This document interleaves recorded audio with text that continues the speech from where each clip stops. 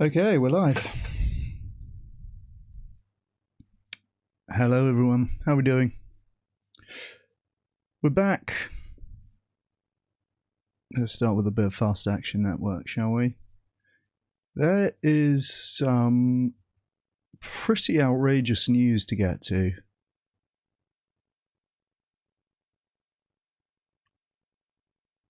On Scottish pig farms getting a massive taxpayer bailout because they're not making money because there's no demand for pork anymore. So the government decided to spend £2 million of our taxes to take that from us and hand it directly to pig farms in Scotland so that they can keep on getting pigs despite the lack of any consumer demand. And the pig industry's response is to cry about it because they wanted more. So we're going to read all about that today. But let's start off with a bit of Fast Action Network. Hey, Savvy Coops, how's it going? There's some really outrageous news that I'm going to read about today. It's grinding my gears. But we got to start off with a bit of positivity. Let's do some Fast Action Network. We're back on the 2-week streak. We're rebuilding after we fell off for a good few weeks there. And you know, during this time, Tristan King and others carried on the torch and have still been smashing out the Fast Action Network. So I'd say at this point there's a good chance that I have been fan-mogged. I'm on 640 now. I think there's a good chance that someone else might have caught me up. Probably the King, you know? The guy fans, what can I say?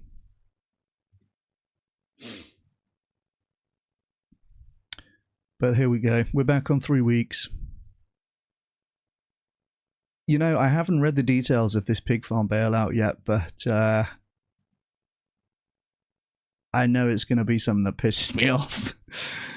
And I know it's going to be something that pisses you guys off as well. And you know, I try to keep it pretty positive. I mainly select for news stories that are basically good news from the vegan perspective.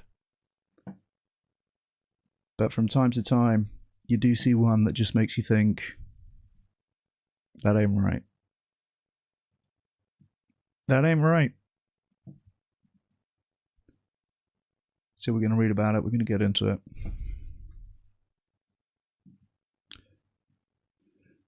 For now, though, we're still going on Unilever. I see this is a big one. This Unilever campaign has been going for a long time.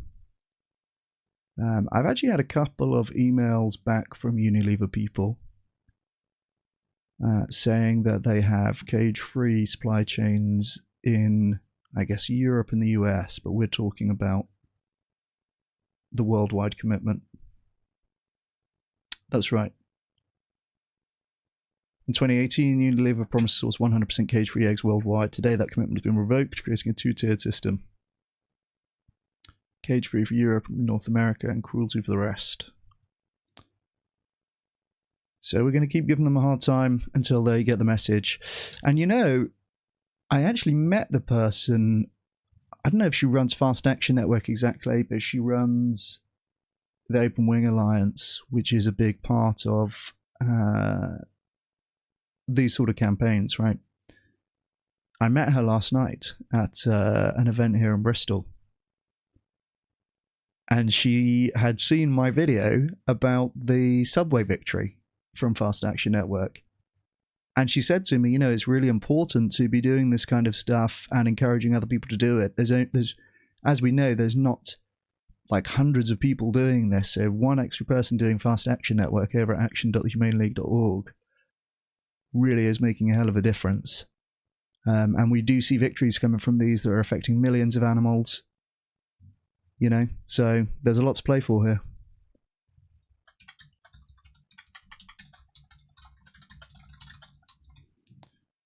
So let's fire out a few more of these.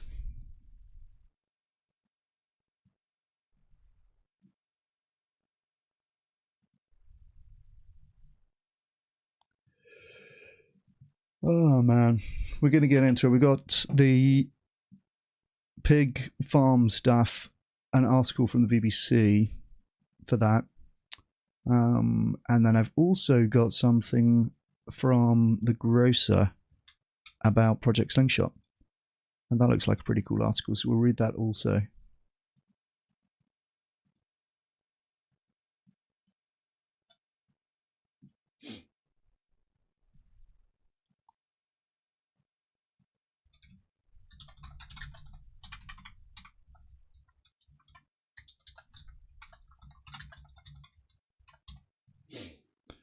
Alright, let's fire these off.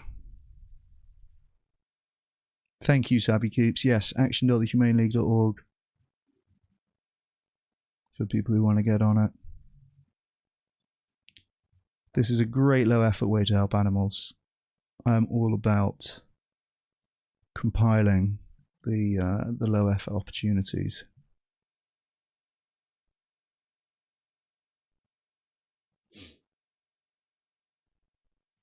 Is this right?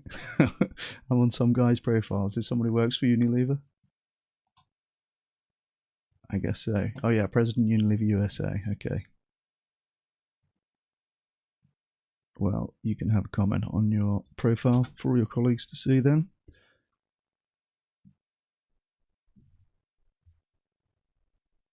Would Unilever treat World Cup teams differently based on geography, or is there an equal treatment only acceptable in animal welfare standards? Nice.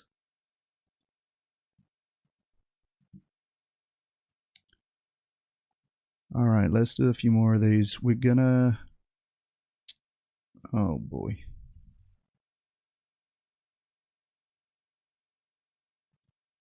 Why didn't this work?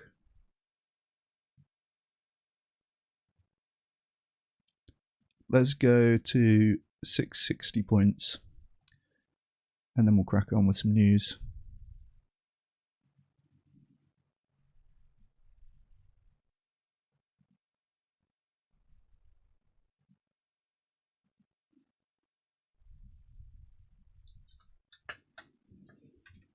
Nice.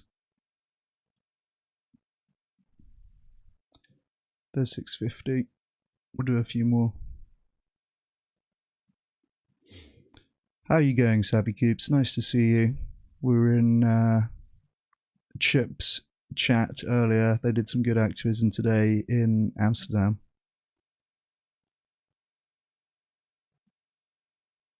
Hey, Jeremy, how's it going? Nice to see you.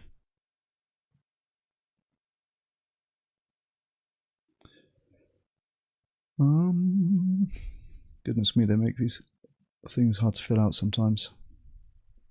I'll stop.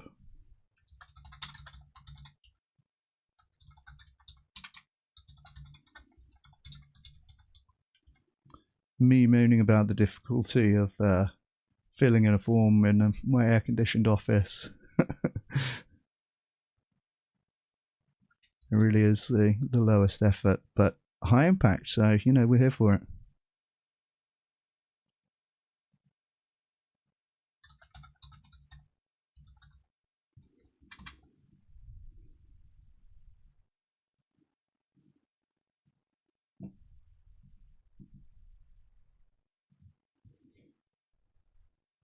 Good.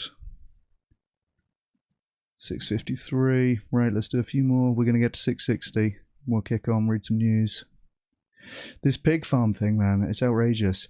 And, you know, if there's a silver lining to it, and again, I haven't read the details of it yet, but I'm kind of... I know the big picture.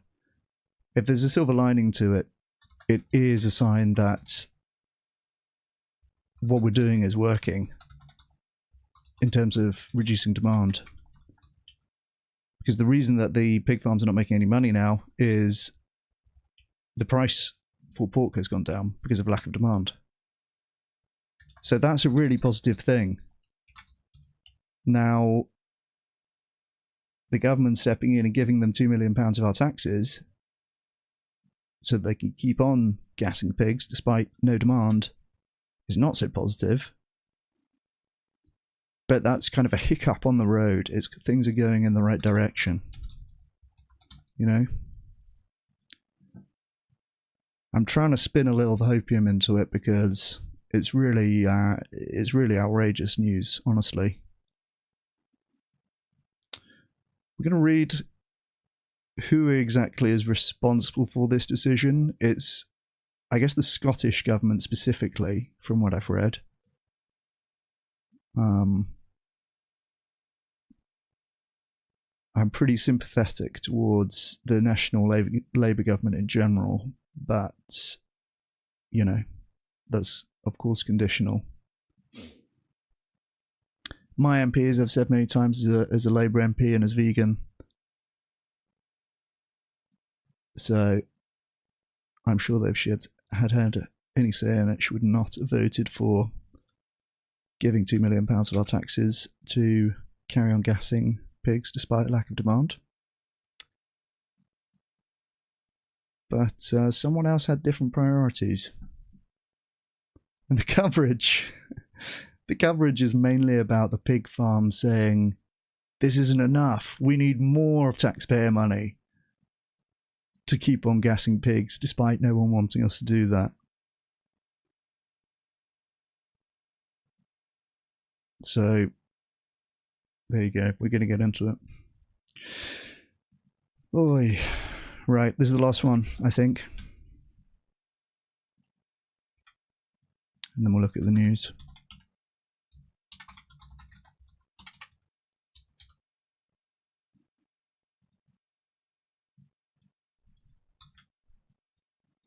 Damn, it was easy to fall off this, but it's easy to get back on it.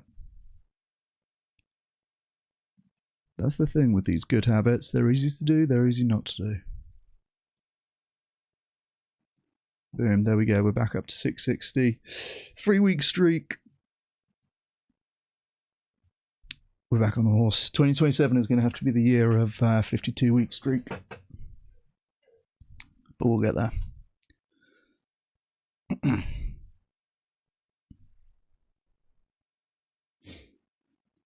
Oh damn, that's kind of interesting, Jeremy. First foreign slaughterhouse workers onto Korea under new visa program. Yeah, this was a big thing in the UK post-Brexit. One of the big issues was nobody wanting to work in slaughterhouses. And of course, nobody wants to work in slaughterhouses, right? Of course, this is nobody's first choice for a job, nobody's second choice for a job, frankly. And so in the UK, it was pretty much like poorer Eastern European immigrants who were doing those jobs. And after Brexit, a lot of them had to leave, and lo and behold, there was a shortage of slaughterhouse workers. Turns out nobody wanted to do that.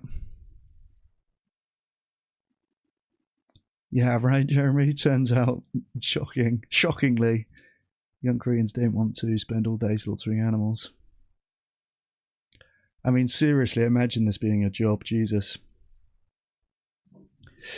Korea admitted its first group of foreign slaughterhouse workers as part of its efforts to address chronic labour shortages and an ageing workforce in the sector. The Ministry of Justice announced Tuesday that 12 foreign workers entered Korea under the E73 skilled worker visa, designated for slaughterhouse technicians. This is the first time non-citizens have been deployed in that industry through a formal visa channel. Officials said the policy shift is expected to help ease labour shortages while contributing to the stable supply of livestock products and helping to contain food prices. Yeah, the food prices, it's going to be, that's going to be the lens that most people kind of see this whole thing happening.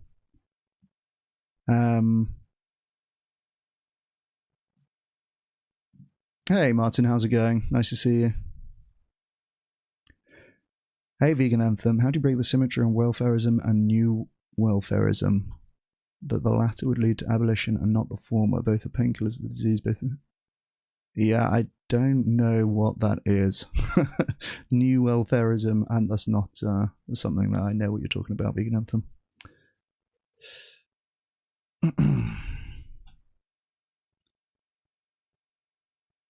Yeah, the food prices is going to be the lens through which most people see all of this going on at the moment. Of course, we've got massively inflated prices for beef, and we're going to see beef consumption going down as a result of that. And interestingly, it's not that straightforward for the supply to respond, right? Because it takes years for the herd sizes to increase. And then on the pig side, we're seeing the pork price going down because of a lack of demand and oversupply. So everything, we'll see it kind of via food prices, and that is a signal that the number of animals being slaughtered is changing. For many years, slaughterhouses have struggled to attract young Korean workers due to demanding physical labour, harsh working conditions, and negative social perceptions of the job. Is this really capturing the whole story here? Demanding physical labour, that's like as if you're working on a building site, right? Harsh working conditions. I mean, that could describe a whole range of occupations. Working in a mine, for example, like it's not really quite getting it.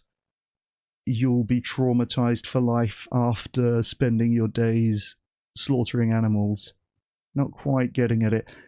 Negative social perceptions. Again, not quite getting at the main point of why people don't want to do this, I think. Right? People have negative perceptions of bankers, but it's not quite traumatizing in the same way that working in a slaughterhouse is. So the reason why slaughterhouses struggle to attract young Korean workers, demanding physical labour, harsh working conditions, and negative social perceptions. Nothing else that you can think of that might be making that difficult, making people not want to work in a slaughterhouse? What about a reluctance to take part in slaughtering innocent animals? What about trauma that's very commonly reported for slaughterhouse workers? What about slaughterhouses having one of the highest rates of staff turnover due to people being absolutely traumatized from working there?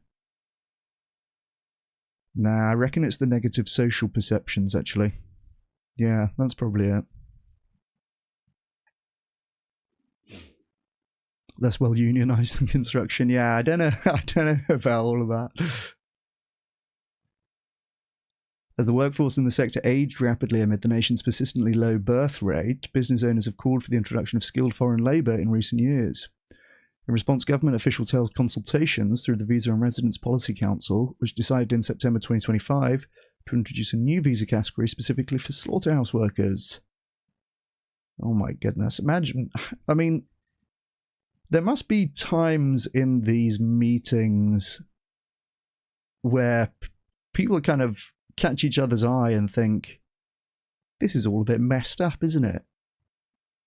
Nobody in this country wants to spend their life slaughtering animals because it's hugely traumatizing.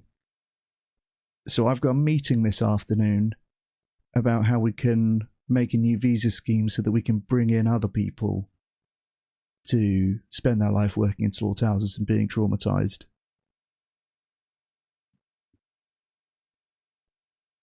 Imagine being in these meetings. Like, I think you just have to keep detachment from reality in order to maintain one of these jobs. And probably, you know, if you're working in the immigration department or whatever, whoever decides this in Korea, the Visa and Residence Policy Council, this is, you know, probably only a minor part of what you do. But when these things come around, I just wonder if it nudges anyone to think, okay, this whole thing's kind of fucked. I'm really into this analogy of the optical illusion that I mentioned the other day. You know, how sometimes people get to the point where they go, oh yeah, I can see it. I get it. But then it's almost like a blink away from losing it. And now I can't see it again. And now this all seems fine and normal again. I've seen people like on that precipice, you know? They're kind of almost getting it, and they go, oh, I think you might be right. I think the whole system might be extremely fucked up. Nah, it must be fine. It must be fine, right? Have you ever seen people at that precipice? Hey, Bretta, how's it going? Hey, Ben from Berlin, how's it going? Another damn vegan, good to see you. Slave rights, yeah, based.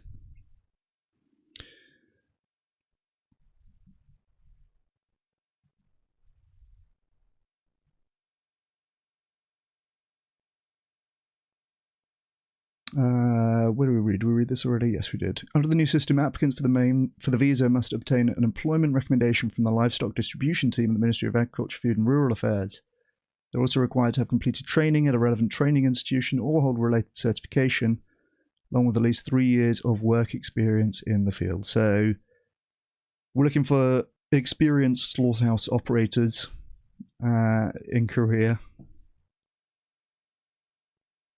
Hiring companies have to be officially registered as slaughterhouse operators, must not have recorded any worker departures within the past year. That's an interesting condition. Why would that be the case? Surely the slaughterhouses that have had workers leave in the last year are the ones that need to hire new people. I'm not sure why that's a condition. The program is being implemented on a trial basis with an annual quota of 150 workers set for the pilot period running through December 2027. The Ministry of Justice said it will work with other relevant ministries and agencies to ensure a smooth rollout. Even writing this article, like this is, you know, in the business section or whatever of the Korea Times. Fair play, this is quite a good picture. You know, they say a picture speaks 1,000 words, and I really think with news articles, this can be very true. This is a pretty good picture. You've got the sort of anonymous slaughterhouse worker spraying the water here. You've got quite a good close-up, high-definition view of the cow. You can see their eye. You can see another cow here. And it seems to be a fairly faithful representation of like a factory farm condition, right? We don't have a happy cow in the green field image here, which could well have easily been the kind of default for them to use. So, you know, props to whoever's choosing the photos over at the Korea Times editorial team. I mean, it's good that, you know, as kind of offensive as this news story is in many ways, this will, for many people, be the only time this year that they think about a slaughterhouse. So I really think that these kind of news stories being in, you know, mainstream outlets and getting seen by a lot of people must surely be an entrance point for a lot of people to kind of look at this and then think about it further and do something about it. So good picture choice, you know. I always try and get a little bit of a silver lining. Meanwhile, the Ministry has also eased employment restrictions for small slaughterhouses. Previously, companies were limited to hiring a maximum of 2 foreign workers, regardless of their size. Under the revised rules, firms may now employ more than 2 foreign workers, with those seeking to hire more allowed to do so up to 20% of their Korean workforce. The entry of these slaughterhouse workers represents a policy that not only addresses the industry's long-standing labour shortages, but also helps safeguard the nation's food supply, supporting both the sector and people's livelihoods, Minister Jung Sung-hoo said. We'll continue to incorporate feedback from the field into immigration policy and work to deliver measures that people can genuinely feel in their daily lives. Yeah, I mean, look, it's not surprising that people don't want to take these jobs, and that, it's pretty common, as I mentioned, in the UK, the same story in the US, and clearly in Korea. It's going to be generally immigrants from worse off countries for this deal to be worthwhile. Like, how much would you have to be paid to go and move abroad? Already quite a lot for me, right?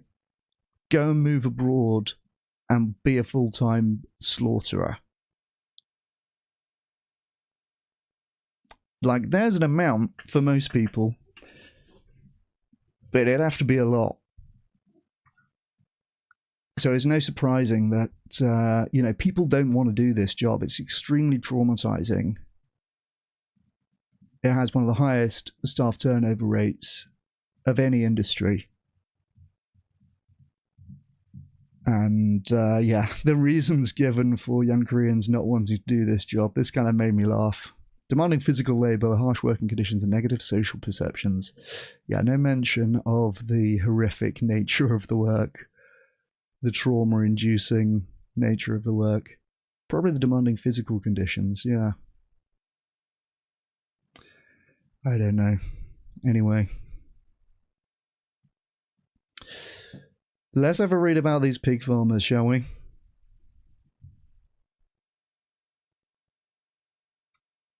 And this is what your taxes are going towards if you live in the UK.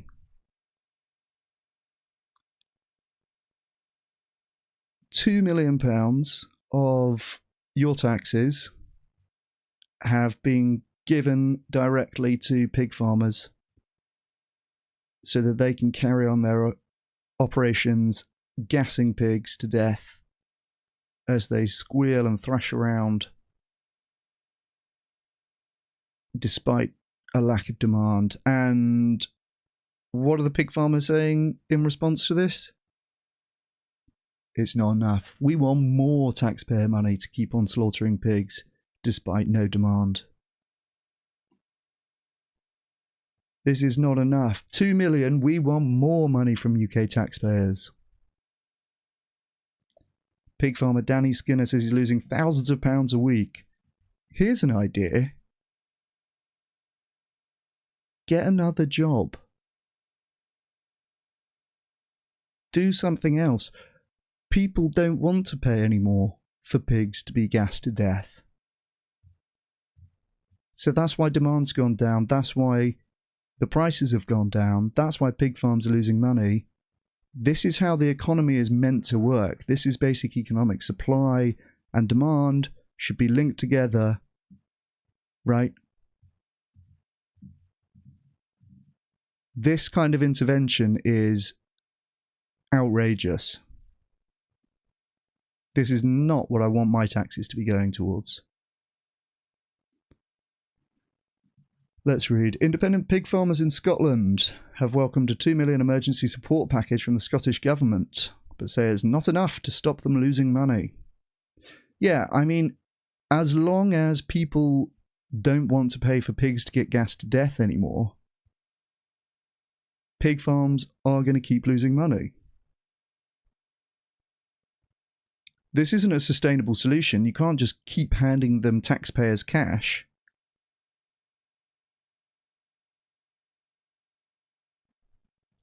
An outbreak of African swine fever in Spain has halted exports to countries like China and led to an oversupply of pork across Europe, which is significantly driving down wholesale prices. Okay, interesting. So, how come the African swine fever pork is still okay to be supplied in Europe? There's an African swine fever outbreak in Spain. So China has said, we're not going to import that pork anymore because we don't want to have the African swine fever.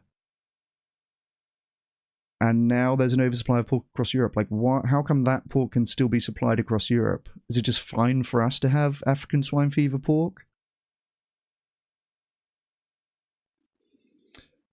Farming leaders estimate the industry in Scotland is losing about £1 million a month, and some producers have already left the pig sector as a result.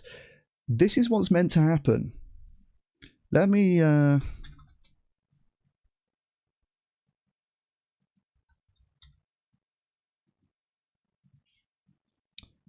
This is what's meant to happen, right? This is why, when we have our supply and demand curves like this, when demand goes down, quantity will go down, right? People don't want that much pork anymore. So in a functioning capitalist economy, supply and demand interact in such a way. Let me undo this because my slides are not messed up. That pig farmers will leave the industry, and that is a good thing, because then supply will be in line with demand, right? So it's market distorting, and it's not sustainable for taxpayers to just be handing cash to pig farmers to keep on farming and gassing pigs, even though nobody wants that to happen anymore. Farmer Danny Skinner estimates he's losing about £40 for every pig he sells. Here's an idea. Stop selling pigs. That seems like a pretty bad deal, mate. I can save you 40 quid a go with this advice. Stop selling pigs. Literally operating at a loss to still send these guys to the gas chambers.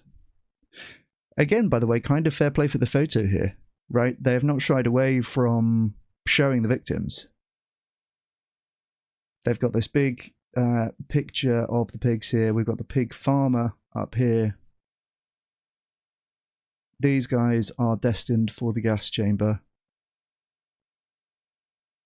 And why? What's the justification for this? Was this guy's job? It's his livelihood. Oh, right. He's making money doing that, is he? Not exactly, no. Right. What do you mean, no? He's actually losing 40 quid a go for each one of these that he sends into the gas chambers. Huh. Probably stop doing that then, I reckon. That'd be good all round, wouldn't it? He can save 40 quid a pop. They can stay out of the gas chambers. Problem solved. I've cracked it, lads. The support package will allow independent pig farmers who historically have been paid significantly less than larger producers to claim back some of the losses. Danny Skinner, who farms at Duncanstone near Inch, Aberdeenshire, has around 450 sows and sells about 270 fat pigs every week. This is weird. Is this an industry term? Fat pigs. Like, what does this just like reads as an insult to me. That's just what you call your overweight pals, isn't it?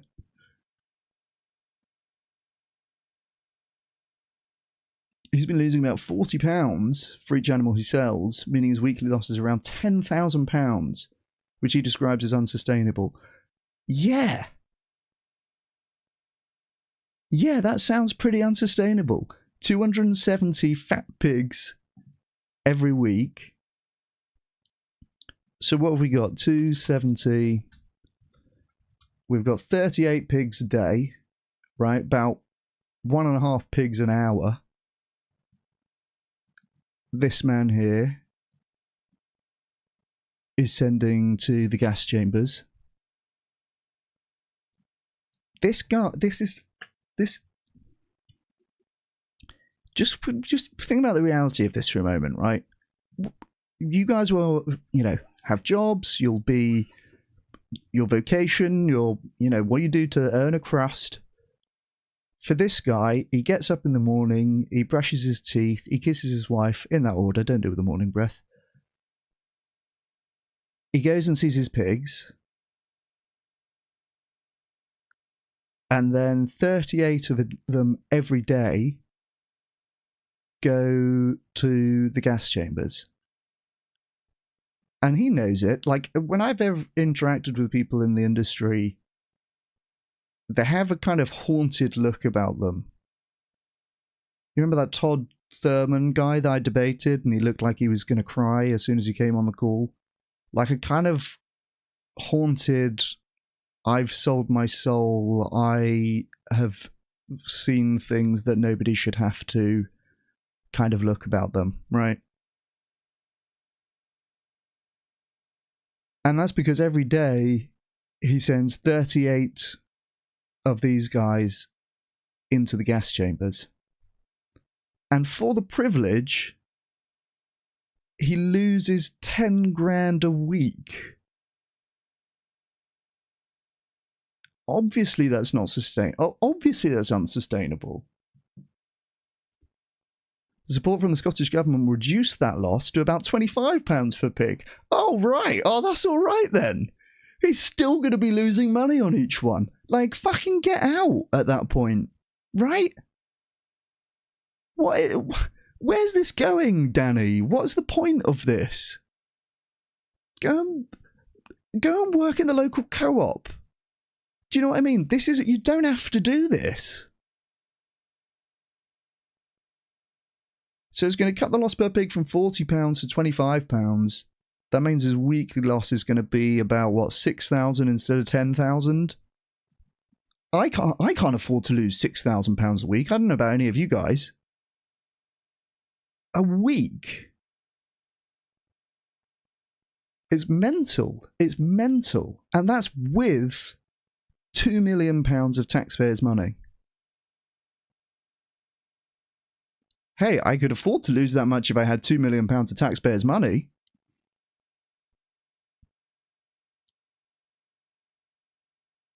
But no, this is not a sustainable solution. This is not leading to good outcomes in the economy in general. We're literally just taking money from British taxpayers and using it to maintain the pig gassing operations despite an oversupply of pork.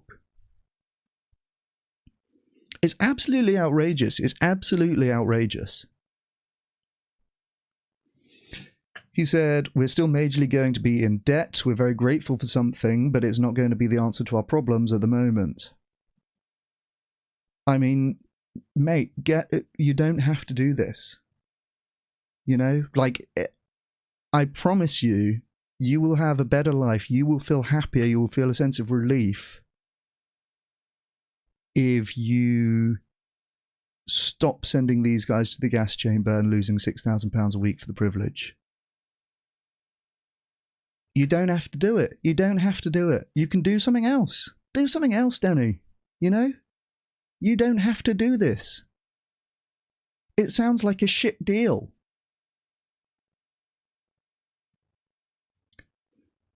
Pig prices have been falling. The UK standard pig price is the average price paid by abattoirs for pigs in the previous week. So, looks like we've got about 10 years of data here. And it's kind of going between a max of, what's this, about 220 in 2023 and a minimum of about 120 back in 2016.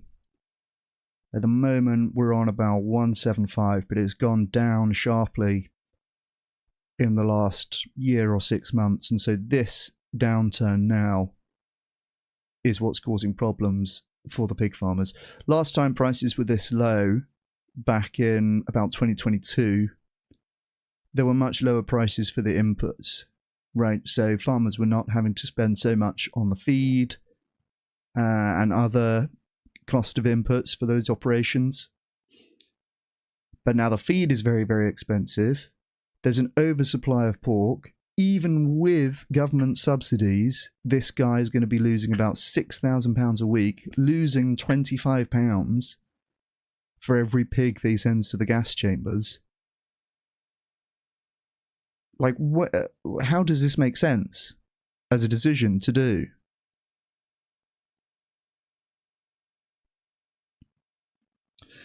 The deal allows qualifying farmers to claim the difference between the price they make for their pigs and 85% of the standard pig price, which is calculated weekly.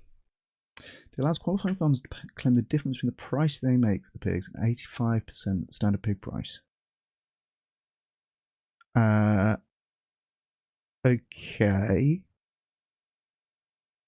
So is the implication that they're being paid less than 85% of the standard pig price? Is this not...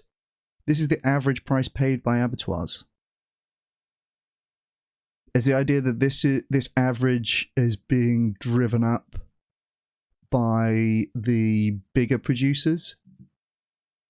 And so the smaller producers are getting paid like this much, and now they're going to be able to claim the difference between this and this? Is that how this is going to work? So they're still going to be getting less. They're still going to be getting 15% less than the average price paid for pigs. Like, is this just bad business on their part?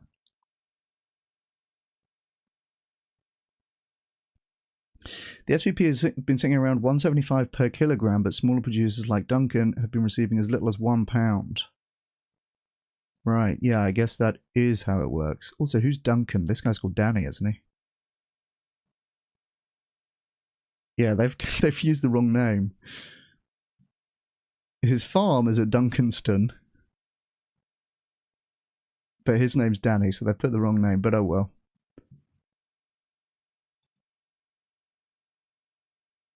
The Rural Affairs Secretary Gillian Martin said she would like to be able to offer more money, but there is a challenging financial context. Yeah, there is quite, isn't there? Like, pretty much a bunch of taxes have been increased in the UK. We're trying to reduce the national debt. Inflation has been very high. There's a challenging financial context. But I tell you what, we can still give £2 million to pig farmers. That's your taxes. That's the money that comes out of your paycheck. When you're paid and you see all those deductions are going to the government as taxes, that money that could be in your bank account is going to subsidise the pig gassing.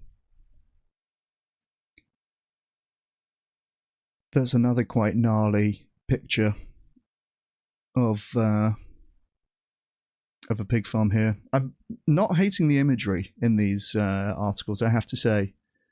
Again, like, a useful frame to have is that most people just don't think about the animal side at all.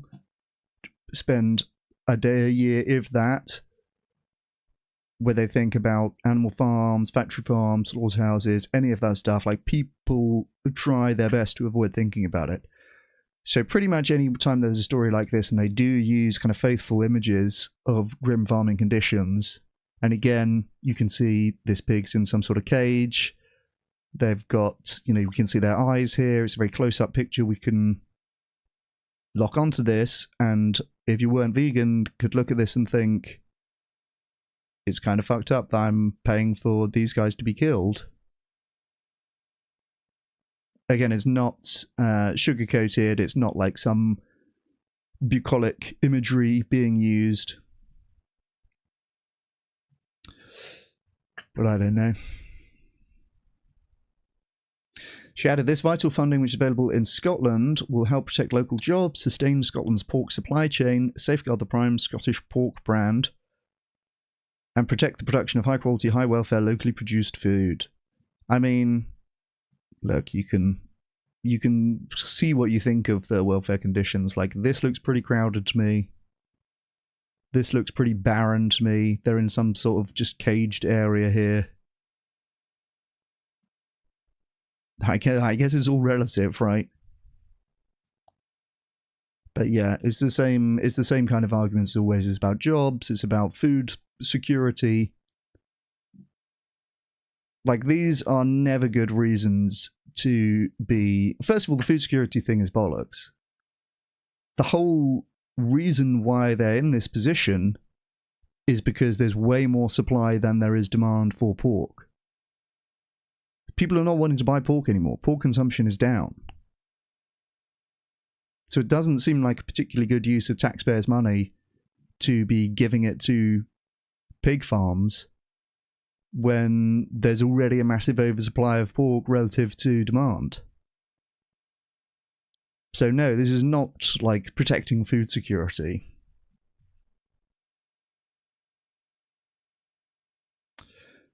And jobs, I mean, look. Job creation programs from the government like this doesn't end well. This isn't a good use of resources. There's this story about the economist who goes to China and sees that they are creating a mine without using any mechanical equipment. And he says to the foreman, how come you're not using any kind of diggers or mechanized, JBS kind of equipment, or JBS, JCBs, right, or any kind of, mechanized equipment here? And the foreman says, well, this way, we've got 1,000 guys with shovels, and so we're creating a lot of jobs. And the economist says, oh, I see, okay. Hey, why don't you take away their shovels and give them teaspoons?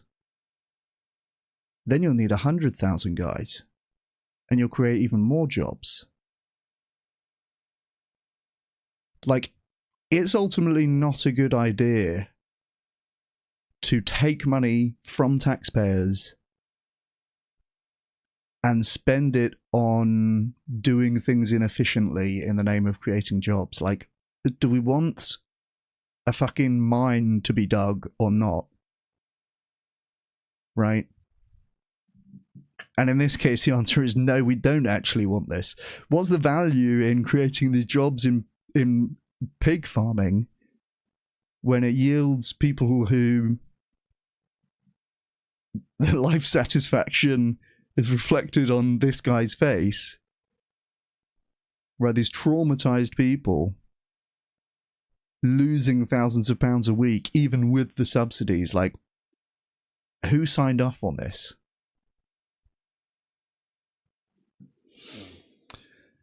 So we're going to get some more crying from pig industry people. The pig sector is going through an incredibly difficult time, and I want to do all we can to help the most vulnerable farms. It's so weird to see it expressed as if it's the compassionate thing to do. The sector's going through a difficult time. We need to help the most vulnerable. What about these guys? It's so backwards the way that some people get to thinking about these things. There's an oversupply of pork relative to demand. There's already too much dead pig flesh on the market. We don't actually need to hand £2 million of taxpayers' money over to pig farming operations, which are still going to be losing thousands of pounds a week. Martin has written to the UK government calling for more urgent actions, including improving borders biosecurity to prevent African swine fever entering the country. Yeah, I mean, it does seem like that would be a better approach here. That was my question earlier on. Like, if there's African swine fever in the Spanish pork sector, why does that mean there's an oversupply in Europe? Why is it fine for us to import it and not China? China's looked and they said, oh no, your pigs are diseased. We can't import that. We're not going to import that. It's going to have food safety, food security implications to be importing African swine fever pigs. And therefore there's loads of them now to go around in Europe. Like, don't we have similar concerns? Why are we happy to import this? So yeah, I agree with this policy, and this would be a more constructive way to address this rather than just taking taxpayers' cash and handing it over to pig farms.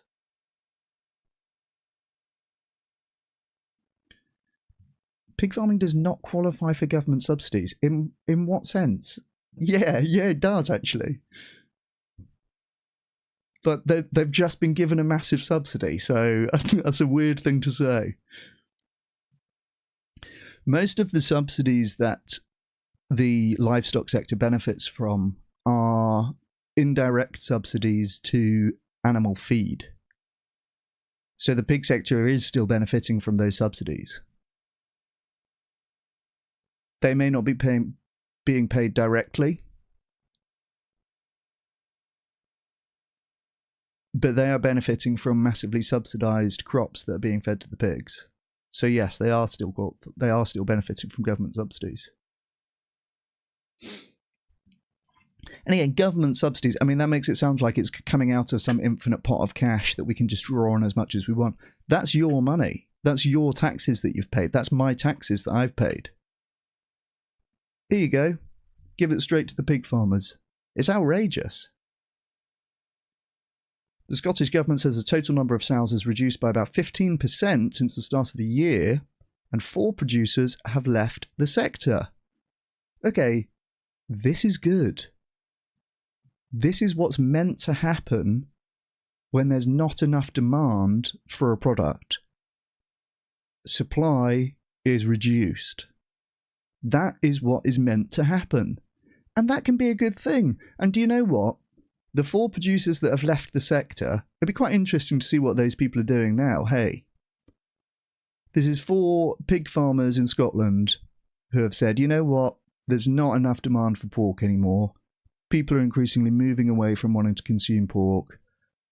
I'm losing thousands of pounds a week. I'm going to pack it in. I'm going to leave. I'm going to stop being a pig farmer. Those people don't just disappear. They don't just die. They've just gone on to do other jobs. So matey boy here could just go on to do another job. This is a young guy. You know, he can't be any older. He must be, what, early 40s, late 30s maybe? He's like not that much older than I am. Maybe about my age. A little bit more haggard and traumatized looking, right? But he's got a lot of his career ahead of him. This guy has time to do something else with his life, and don't you think it's likely that he would find that more fulfilling than farming pigs to send to gas chambers? Like, is this the face of a man who finds his career fulfilling currently? If there's not enough demand for pork, pig farmers should leave the sector. That is how it's meant to work. That's how it's meant to work.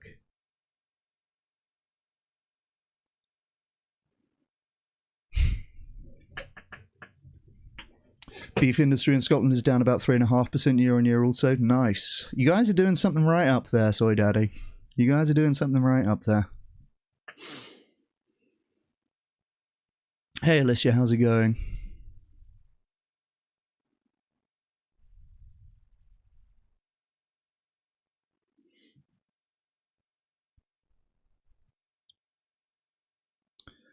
Pig farm is an unsupported part of the agricultural industry, which means they do not receive any government subsidies.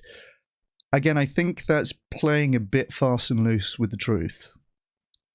Most of the subsidies that go into animal farming are indirect subsidies which have subsidised the animal feed. The animal feed is the most expensive input in animal farming, makes up about 70% of the costs for animal farms typically. And that is massively subsidised, so they are effectively receiving subsidies. But the pork supply chain supports about 2,200 jobs in Scotland. I mean, that's not a huge amount.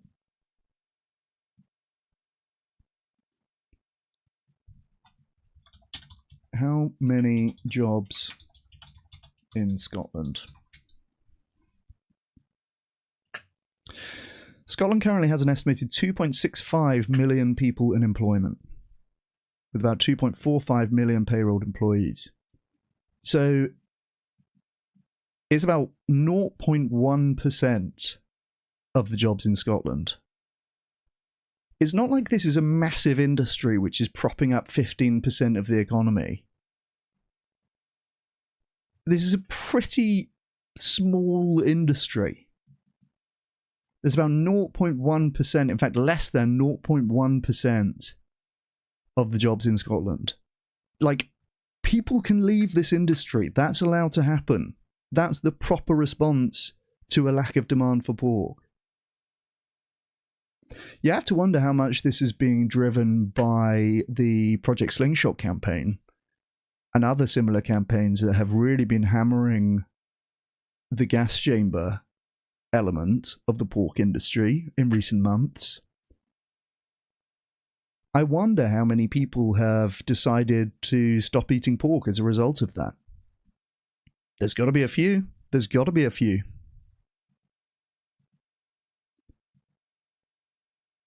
So it's going to continue to be a tough time for the pork industry, and we will see more Scottish pork farms closing down. Because even with £2 million of taxpayer cash, they're still losing money hand over fist. Funding will be applied retrospectively to losses incurred since March, and the scheme will continue until August. It's so anemic, ultimately. So they'll get a bit of back pay so that they go from losing £40 per pig to only losing £25 per pig for the last few months, and it's going to carry on until next month, and then they'll be back to losing £40 per pig. In what world is this going to be sustainable for Matey Boy here? The problem is not a lack of government support. Oh, we need more government support. We want more fucking handouts from taxpayers. That's not the issue here. The issue is there's way more supply than there is demand of pork. There are too many pig farmers. This is the market saying there's too many pig farmers. We need fewer people farming pigs. We need fewer pigs going into the gas chambers. There's not so much demand for that now. Turn down the gas chambers. We don't need so much of that anymore. Pig farmers leaving the industry is a proper, healthy economic response to this situation. It's not, well, just keep on giving them taxpayers cash.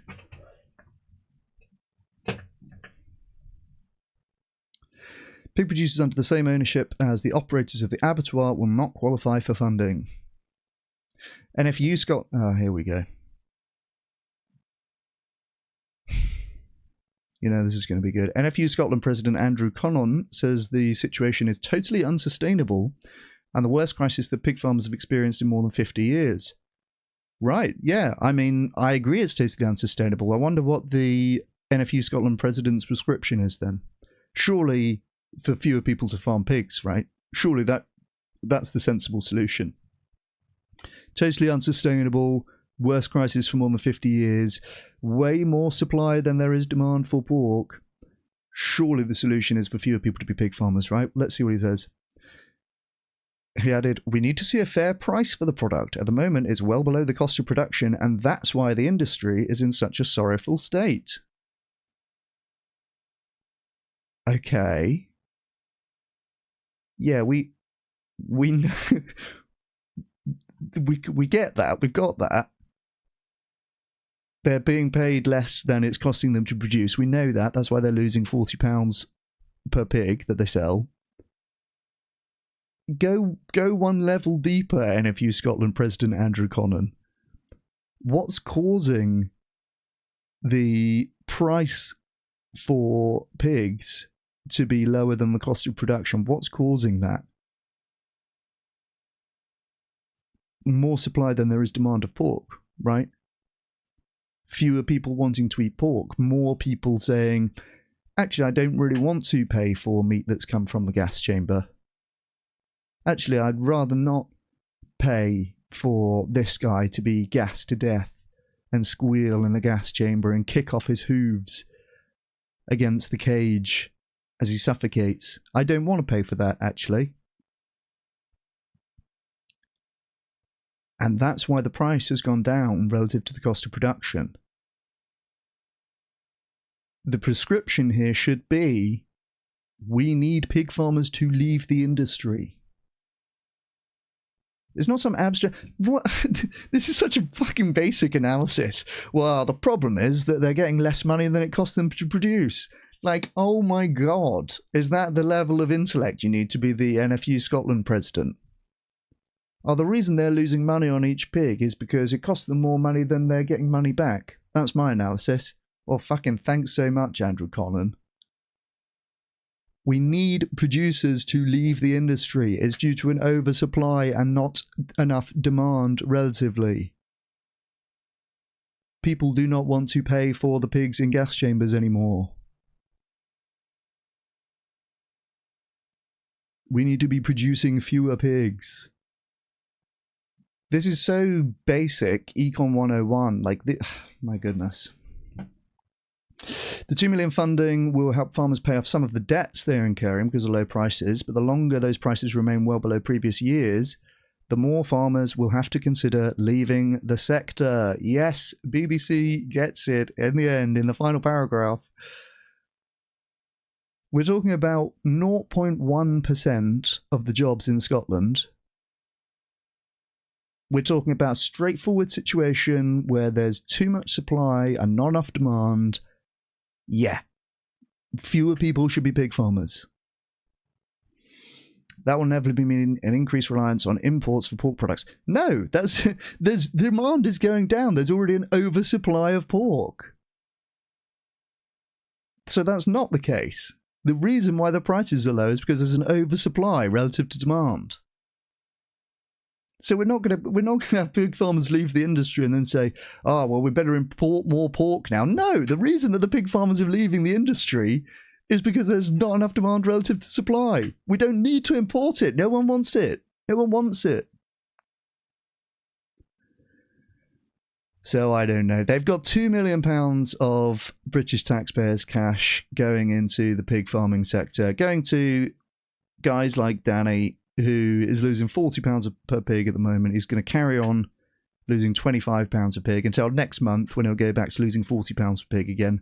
Yeah, perhaps there should be fewer pig farms. Perhaps we should produce fewer pigs. Perhaps we should gas fewer pigs.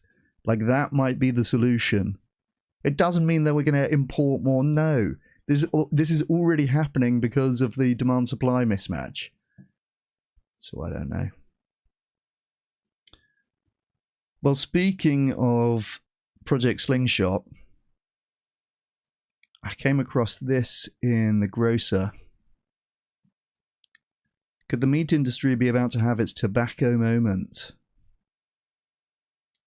Let's go.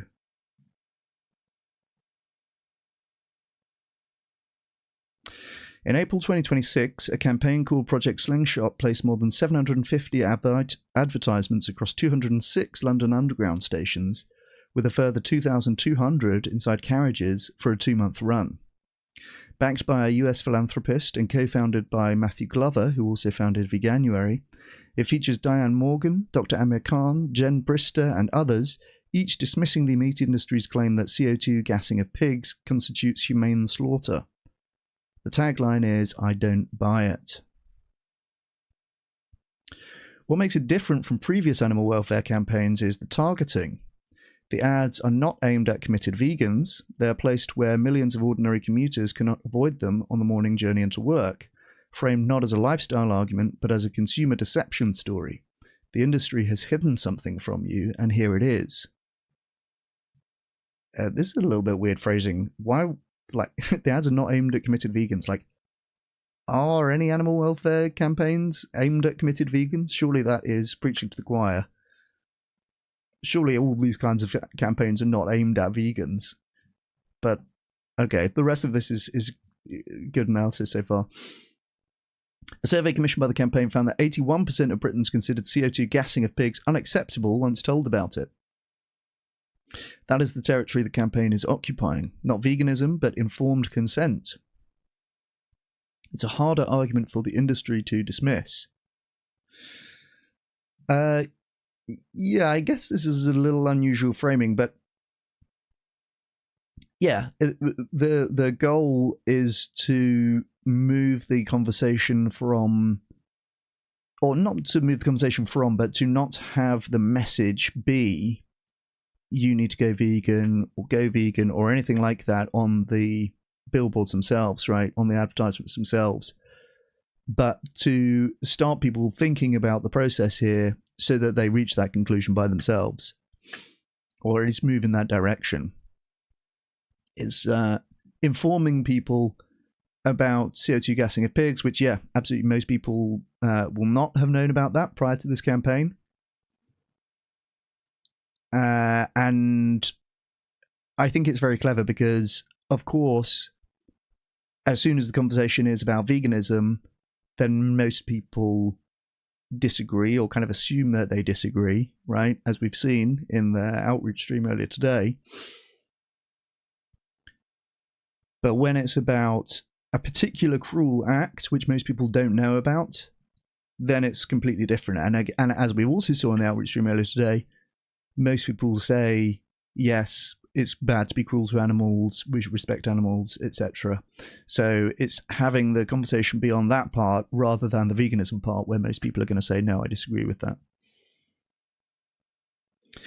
The organisation describes itself explicitly as a narrative pressure engine modelled on anti-tobacco and anti-drink driving campaigns designed to make it socially, politically and culturally impossible to keep defending industrial farming. Yeah, I love this. I love this. Narrative pressure engine, yeah, I've seen Matthew Glover saying this pressure engine line a lot. I think that's a really, really nice way of describing their role here. I think Matthew Glover's done a fantastic job of articulating exactly the role of Project Slingshot. The way that the sort of analogies and metaphors he's come up with to talk about it, I think are very informative and revealing of what's going on here, and describing the situation well. And by the way, these are both things that society has done an incredibly good job of reducing. Tobacco, which is of course extremely addictive, tobacco use has really gone down over time. And drink driving is very much,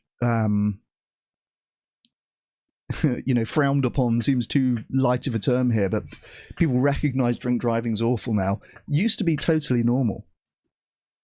Even when my parents were young, it was totally normal that people would drive to the pub, get pissed, drive home. It didn't used to be anywhere near as much of a taboo as it is today. Let's have a little look at tobacco use over time.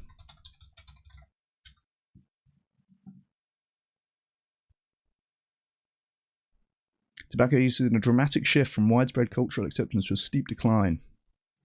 Oh yeah, here's our world in data. The share of British adults who smoke. 50 years ago, almost half of all adults in Great Britain smoked cigarettes. Now, only 1 in 10 do. This is really, really, really, really encouraging. If you ever feel down or pessimistic about the rate of change with respect to veganism, this is a good graph to look at. Back in 1974, if this was a stream in 1974, and I was saying, we really need to get rid of smoking. Smoking's really bad. We need to have fewer people smoking tobacco. I wouldn't have dared hope to see this much progress in 50 years.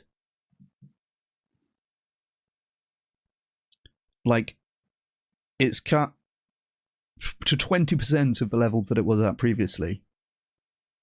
If we could see this rate of change with respect to meat consumption, and there's no reason that we couldn't see this. This shows that it's possible.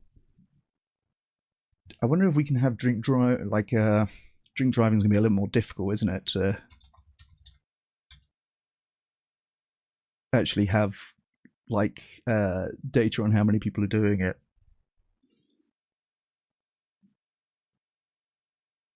Drink drive deaths over time gone down massively since the 80s.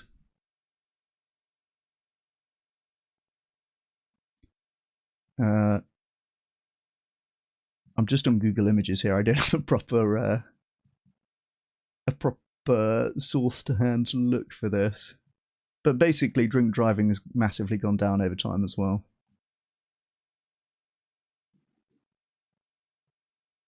Drink driving in the UK has declined significantly over the decades, with casualties dropping from 26% of all road deaths in 1979 to around 16% in recent years. Okay, so it's a percentage of all road deaths. Not the perfect measure, but that's pretty good, actually.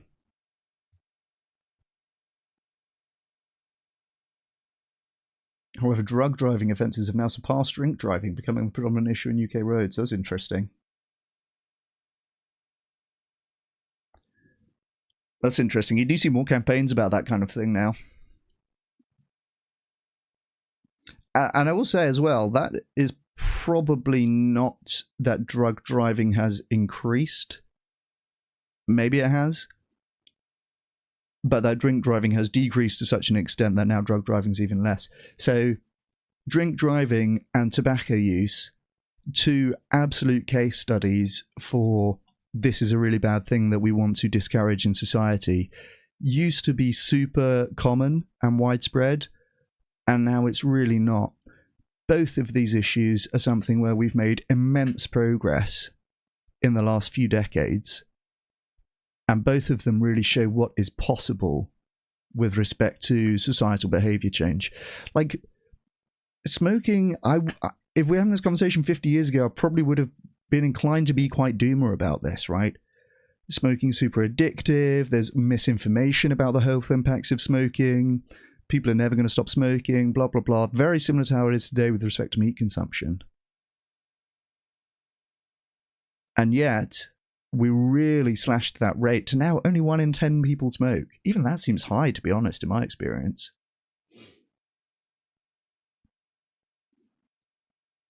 But that's down from 50%. So that's both fantastic things to have as a model for anti-meat campaigns.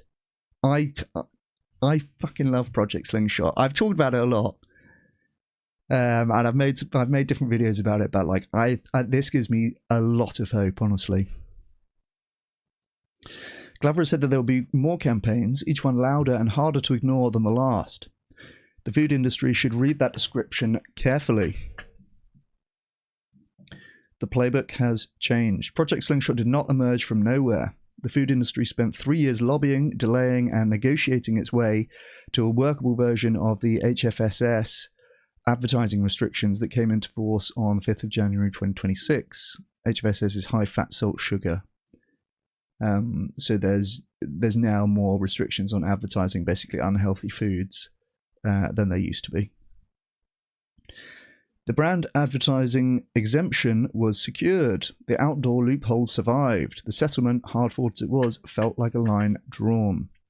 So this is all sorts of watering down that happened for the meat industry.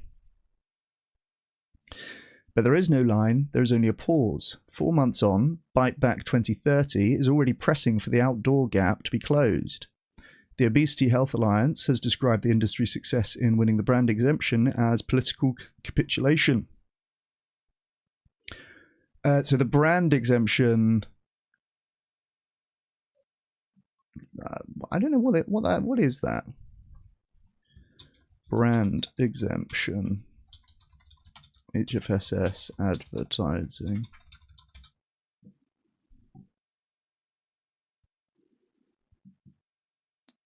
Under UK regulations, pure brand advertising is exempt from the restrictions on advertising less healthy HFSS food and drink. Brands can promote their heritage or ethos, provided the advert does not depict, name, or make specific less healthy product identifiable to viewers. Okay, so you can still have like a general Coca-Cola advert, basically, that means. And outdoor advertising, I guess it just doesn't apply to like billboards, for example. The Obesity Health Alliance described the industry's success in winning the brand exemption as political capitulation. Ad-free cities is now working with local councils directly. In the May 2026 local elections, 4 London councils, including Islington, explicitly committed to banning street advertising of HSS products on council-controlled sites. Over 70 candidates signed an ad-free cities pledge on the same issue. Yeah, I mean, that both of those loopholes seem like they're not really necessary. Like, there's no reason, if you're going to do a ban on advertisements for unhealthy foods, there's no reason that couldn't extend to brand advertisement or outdoor advertisements. So yeah, they both pretty much seem like that's probably the result of lobbying, and indeed that's what this article's suggesting. Food companies might shrug this off as a fringe position working its way in from the outside, but it is mainstream position working its way down from the top. That's a nice turn of phrase. The international context reinforces that. On 1st of May 2026, Amsterdam became the first capital city in the world to ban public advertising for meat products outright. Amsterdam. We covered that on the channel, covering beef, pork, chicken and fish across billboards, tram stops and metro stations. Campaigners and city councillors there have described it explicitly as a tobacco moment for meat. 7 other Dutch cities are now developing similar policies, each one normalises the next. Netherlands. We like that. The Netherlands is always ahead of the curve with this stuff. I don't know what it is about the Netherlands. They are like maybe one of the most progressive countries in the world. And yeah, like advertisement bans. Some people have been a bit poo-pooing about the meat advertisement bans. I think I've even said like it's probably kind of modest impact on actual sales, at least initially. But it's more of a symbolic thing and a cultural, signifies a cultural shift and stuff like this. But yeah, there's bans on advertisements for tobacco products for the most part, and in a lot of contexts, there's bans on alcohol advertising.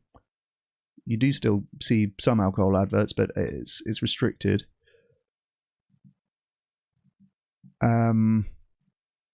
So yeah, this is a good trend both for the impact on demand and also the wider, cultural signalling. The framing now being used across these campaigns in Amsterdam, on the London Underground, and in the local election manifestos of British councillors follows the same logic. Meat advertising, like tobacco advertising before it, is held to create a false social norm, one that obscures harm and maintains consumption through cultural saturation rather than informed choice. That argument, once accepted as the terms of the debate, is very difficult for the industry to contest on commercial or regulatory grounds alone.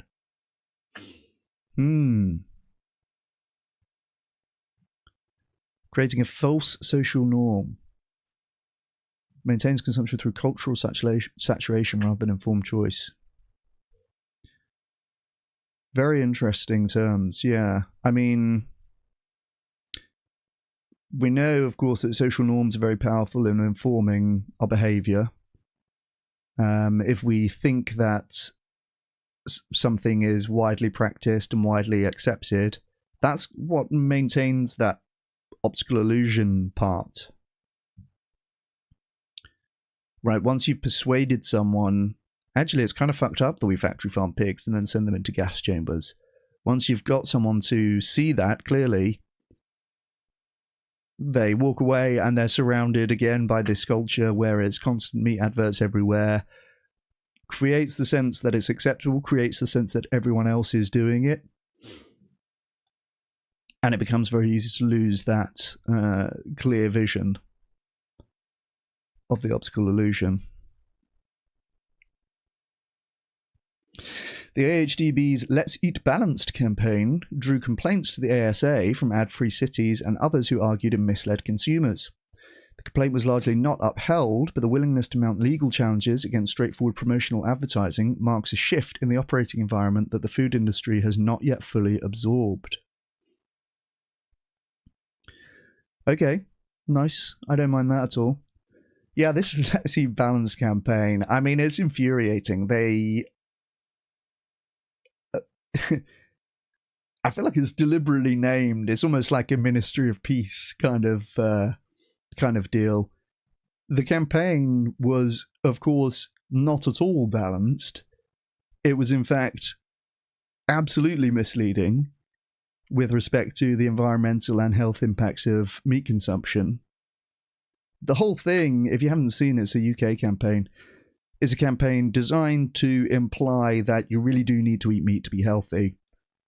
And they've done quite a good job of not saying that explicitly, but very much implying it in all of their messaging. So I think that the complaint not being upheld, it's like a technicality of the way they've worded things. Well, we never actually said it's necessary for health. We just implied like it's an important source of all these essential nutrients. And if people look at that message and say that they think that means that they needed to be healthy, well, we didn't say that. So very cowardly, misleading behavior from the AHDB, but who's surprised by that?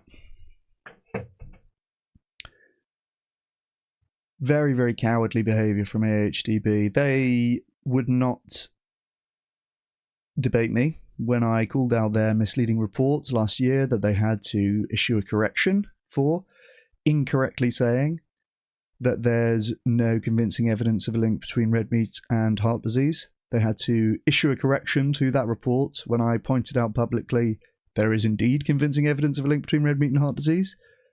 So the AHDB backed off that position, implicitly recognizing, oh, there is actually convincing evidence of a link between red meat and heart disease. But of course, their job is to increase demand for red meat, so that's what they're gonna say, isn't it? The industry's instinct has been to fight individual regulatory battles and win concessions while leaving the broader narrative largely uncontested. That approach worked well enough when the pressure came through formal channels. It's less suited to a situation where the pressure comes through celebrity-fronted underground advertising campaigns funded by US philanthropy, local election pledges, select committee evidence sessions, and the steady accumulation of media coverage linking meat to cancer, climate change, and animal suffering all at once. Oh, I really hope this is true. I really hope this is a really hopium-inducing paragraph. I really hope that this pressure engine of Project Slingshot does indeed accelerate the downfall of the animal industries. We've seen millions of pounds in taxpayer cash just being handed to Scotland's pig sector, and I don't doubt that Project Slingshot's campaign has been hammering at that demand and has contributed to all of the financial difficulties that the pork sector is rightly facing. And despite the government handing over millions of pounds of your money to the pig farms, still we are going to see pig farms closing down, people leaving the industry, fewer pigs being farmed and slaughtered. This is all very good stuff. The HFSS settlement bought time. Project Slingshot has shown that well-resourced, professionally designed, emotionally targeted campaigns against the meat industry now look like in the UK's own public spaces. The industry has spent years winning regulatory arguments. It has not spent that time building belief. The task now is to make the case about nutrition, about farming, about rural livelihoods, about consumer choice, with the same consistency and confidence that its opponents are now bringing to theirs. That window is narrowing. Man, I hope this is true.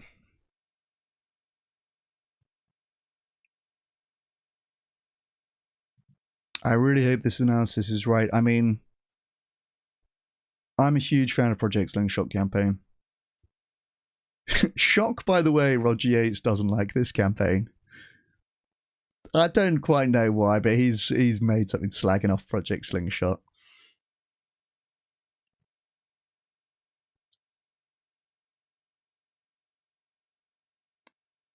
some people, I don't know.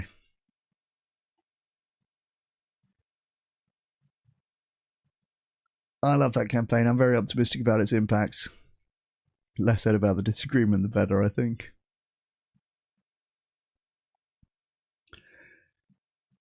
Well, there you go. That was a nice bit of hopium around Project Slingshot, hey?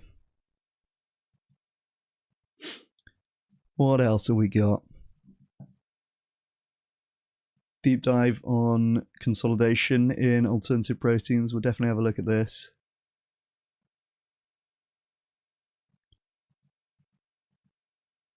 I've got another good plant-based meat story, actually. This is a little short one before we do the deep dive. Let's have a look at this. Chunk food set to double sales and defy plant-based meat slowdown. Let's go! Double sales, hell yeah. So this is an Israeli company, and I guess it's available in the States. I don't think I've seen any chunk food stuff in the UK. I don't think that's a brand that we have here. I could be wrong about that. But they are expected to double sales, defying a wider slowdown in the sector, alleged slowdown. Personally, I think we're about to see a big comeback from plant-based meat. We've seen it cross over the barrier where it's now cheaper than meat in many categories, in many markets. I think that next year, when we see the GFI numbers come out, where they do their annual report about retail sales for plant-based meat, I think next year we're going to see growth. Clip this, put a pin in that. I'm calling it. Next year, we're going to see growth in plant-based meat. But some of us are seeing it already. Israeli plant-based meat startup Chunk Foods expects to double its sales and reach profitability next year. Its CEO explains why demand isn't the main problem facing the sector. All right, let's go. Despite repeated declines in US sales of plant-based meat over the last few years, Amos Golan thinks companies in this sector face a far simpler challenge today than the years they spent convincing people to try their products. Plant-based meat doesn't have a demand problem. It has a repeat purchase problem, says the founder and CEO of Chunk Foods, an Israeli food tech startup known for whole-cut meat alternatives in the US. Analysis from the Good Food Institute shows that the retail purchases of plant-based meat fell by 10% in 2025, with these products only entering a tenth, 11%, of households. Only 62% of customers who bought them came back for more. This has led to a consolidation wave. Since September 2024, at least 82 alternative protein companies have been bought out or acquired, merged, fallen into some sort of insolvency, or shut down. And 72% of them were focused on plant-based technologies, with investors and founders blaming, among other things, a saturated market for the trend. Yeah, there was very low barriers to entry for plant-based meats. Like, there's not that much proprietary technology that means there's, big barriers to other people coming into the market. And so when this was a big trend in 2019, 2020, a bunch of producers came into the market. That's what gives you the saturated market, and that's what gives you a lot of companies leaving the market, ultimately. Prices came down, distribution expanded, yet the category stayed flat. Consumers didn't suddenly reject plant-based food. Too many products simply gave them no reason to buy them again, says Golan.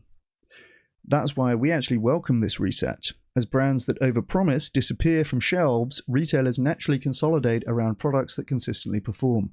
Is this not what I've been saying for ages? It's creative destruction, this is called. Creative destruction describes how new innovation dismantle established industries, business models, and technologies to make way for better ones. Okay, perhaps this is not quite it. It's like the same kind of stuff, Maybe it's just normal competition. Creative destruction would be like the destruction of the meat industry itself by the plant-based industry. But in this case, I'm more talking about basically the weak hands getting forced out. There was this saturation of products where there's a ton of plant-based meat products available now. And the market selects for the best ones. And the ones that are not the best ones go out of the market.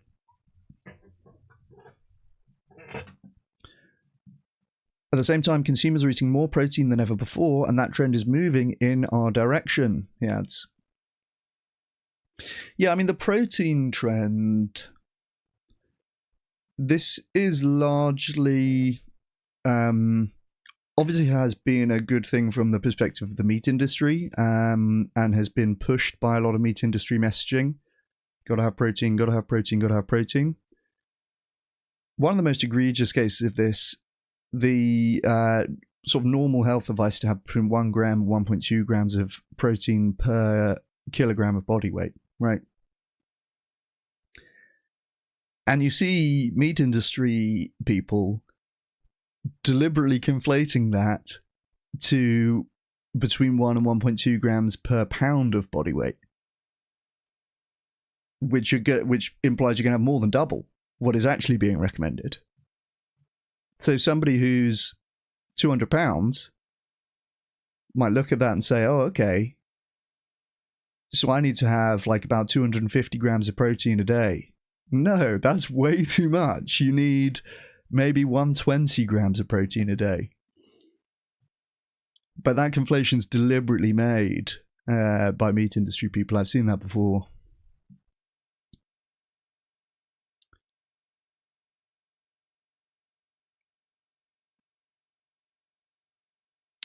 Here we go. Our job isn't to convince people to eat differently, is to give them one less reason not to.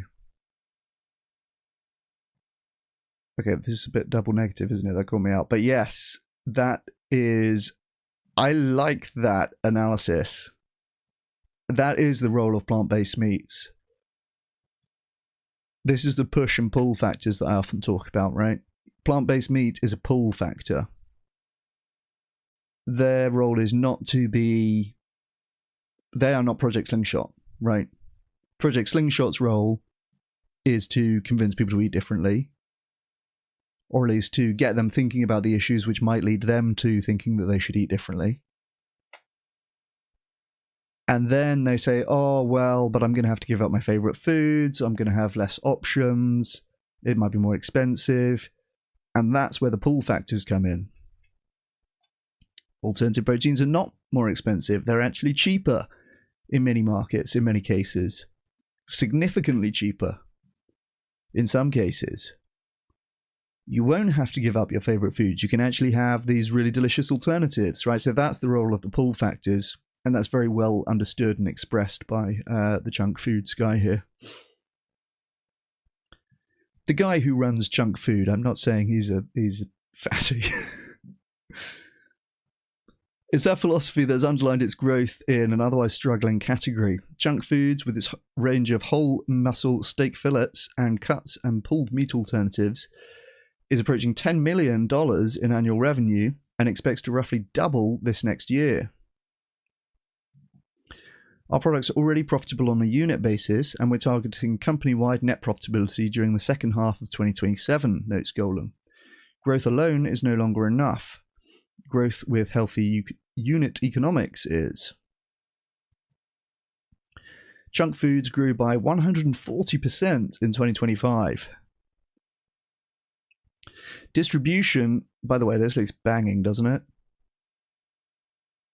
This is a Chunk Foods steak, I guess, a sliced steak. Oh, man, those sandwiches back there got me hungry. Tell me this doesn't look fire. I mean, come on.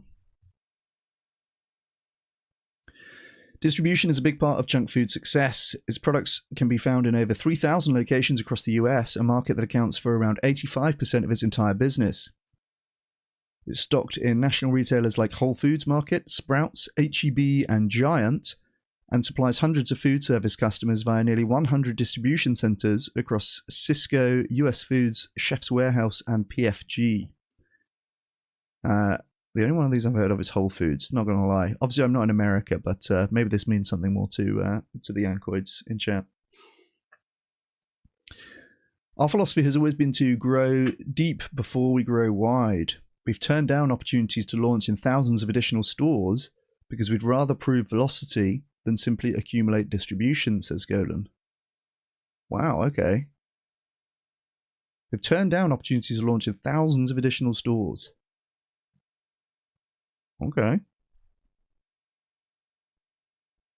For him, 3,000 isn't the actual interesting number. 3,000 is the locations across the US where it's available. For him, 3,000 isn't the actual interesting number. The interesting part is who chooses us, some of the largest tech campuses, steakhouses, and luxury hotel chains in the country. Food service is where products earn credibility. Retail is where they scale, he says. Interesting philosophy. Yeah, I mean, I guess that makes sense. They've kind of deliberately gone for more upmarket outlets and turned down opportunities to be sold in more places so that they kind of build a bit more of a reputation. In 2025, Chunk Foods experienced a 140% growth in its business. Food service is growing significantly, but retail is clearly becoming our fastest growing channel, he reveals. We've achieved or exceeded every single revenue milestone in the past 8 quarters. Despite the dip in sales for meat alternatives, some products enjoyed a successful year in the US. For instance, chunks, shreds, and strips, the key segment for Chunk Foods, saw an 8% hike in unit sales. Well, that's interesting. So plant-based meat sales overall were down in the US, but specific formats, including chunk, shred, and strips, were actually up. That's kind of interesting. I wonder what's causing that. Do you know, it might just be that there are brands like Chunk Foods which do these formats very well, and therefore those categories are still growing. Most burgers and nuggets compete directly with inexpensive, familiar products, so plant-based versions are often perceived as the more expensive compromise. Yeah, that's actually a good point. Damn, I'm blanking on the name of the cultivated fish company that was doing bluefin tuna. It wasn't Wild Type. They have the salmon. What was the other US cultivated fish company? Finless Foods. Finless Foods, that was it. And they were working on bluefin tuna, and that part of that strategy was explicitly bluefin tuna is a very expensive premium type of fish.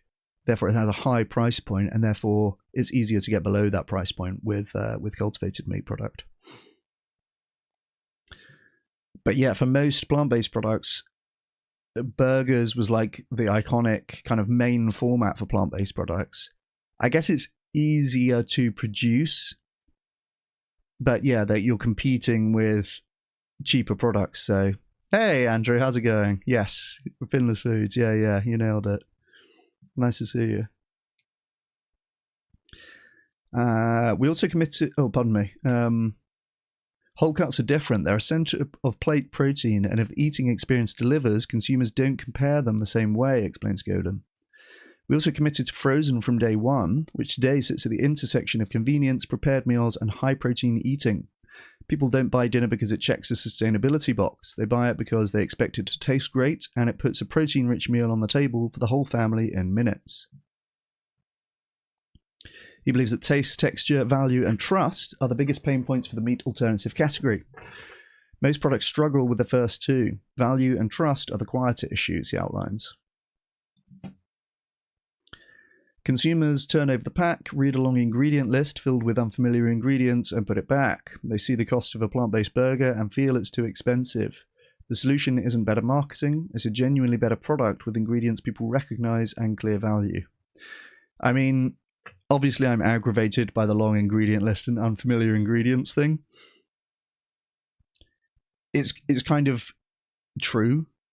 This is descriptively true of how consumers behave, even if we don't like it or think that it's like a sensible way to behave. It's describing a phenomenon that's real. That's why products like Chunk Foods Classic Steak come in, delivering 25 grams of protein with just 160 calories in a 4-ounce cut. It also fits today's protein-focused consumers, including people using GLP-1 therapies who increasingly value protein per calorie and per dollar. 25 grams of protein, 160 calories. Yeah, that's pretty banging.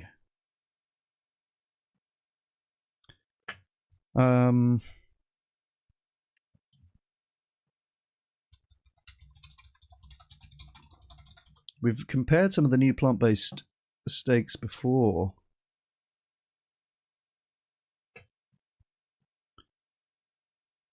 So it's very similar to sirloin steak in terms of protein for calories. It's pretty much identical. So these plant-based products are getting out of control. Like, they are replicating the protein for calories content of beef steak. These products are just getting better and cheaper. It's really the writing's on the wall for a lot of the livestock sector. I really do believe that. Economics and control Chunk Foods' biggest advantages ahead of fundraise. The consolidation era has hit fermentation companies hard. Boulder Foods, Archeon, Novo Nutrients, and Planetarians all called it quits. Libre Foods was acquired by Planetary, Bosc Foods was snapped up by Infinite Roots, and Meaty Foods was rescued from the brink with a $4 million buyout. This is more about economics than science, suggests Golan. Many fermentation companies built beautiful state-of-the-art facilities before they built sustainable economics and a viable market. Some technologies require enormous upfront investment in infrastructure before they ever generate meaningful commercial revenue. Chunk Foods' model scales differently. Solid-state fermentation uses soy flour as the fermentation medium, eliminating the need to ferment in large stainless steel reactors and separate biomass from the liquid afterwards. That means simpler facilities, lower capital requirements, less waste, and production capacity that grows alongside demand rather than years ahead of it, he says. Yeah, all of this is making me very optimistic about the future for plant-based foods, honestly. Well, this is fermentation, but you know what I'm saying. Animal product alternatives, alternative proteins. We've read before about the capital light models having an advantage in the current environment. And it sounds like this is basically a better, more efficient, more easily scalable production process. And, you know, this is part of the good products beating out the bad products, basically, right? This is part of that. If you have some sort of innovative technology that enables you to produce things either more cheaply or better or more leanly with respect to capital employment, you are going to have an advantage. Your products are going to survive. The whole industry gets better as a result of that. So this is a very good thing from the alternative proteins industry's perspective. Again, you heard it here first. When we see that GFI report next year, I'm saying that we're going to see an increase in plant-based meat sales. Clip it, save it. Mark my words. I'm calling it. It's a good time to get in. Beyond economics, our biggest advantage is control. We can precisely control fiber direction, texture, thickness, and appearance without binders or gums, while still delivering the juicy eating experience people expect from a steak. I'm a chemist and a classically trained cook. I don't want a product that survives the lab. I want one that survives dinner. Chunk Foods is a vertically integrated business, which Golan says is relatively unusual in the category. We manufacture in our own facility and ship frozen products to the US. Our capital-light model allows us to expand production alongside demand rather than committing to a large facility years in advance, he notes. Some of our newer production lines are already designed around future US manufacturing, and we expect a US production partnership to mature around 2027-28. The 6-year-old startup has secured $24 million in funding to date, but is now raising a small round to accelerate US growth and establish the working capital facility to support its expansion as it works towards profitability. Capital should accelerate a good business. It shouldn't be the only thing keeping it alive, Golan says. Well, that's true enough. Well, good news. And, fair play to Chunk Foods. It's fantastic when you get these industry leaders emerging from what has been a pretty chaotic time of brands coming and going, a very fast-growing and then somewhat contracting category. It's very rapidly changing market conditions, and it's really shaking the box to have the best products rise to the top. And of course, it sucks for those products that are not in that category, and all these companies mentioned here who were consolidated or liquidated or downsizing, right-sizing, and capsizing, as I read. But for the category overall, that means that quality is going up and price is going down, and that is what we've seen in alternative proteins in the last few years. So that's speeding that process along. Have you created a list of all protein companies on your travels? No, I haven't, Soy Daddy, but I think GFI has a pretty good public database.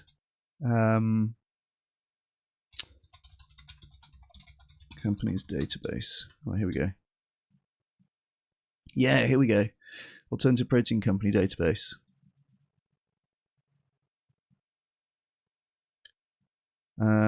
This might be US only.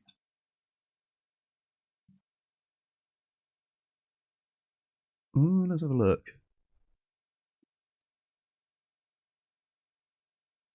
Oh no, it's not. Okay, yeah, I guess this is worldwide. So yeah, I'll put the link to this in chat. Giving me chemicals, true.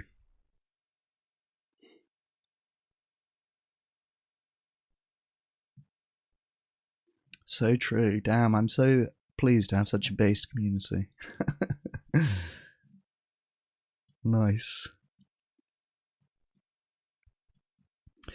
So there you go. Well done, Chunk Foods. Well done, this guy, Golan. What's his name?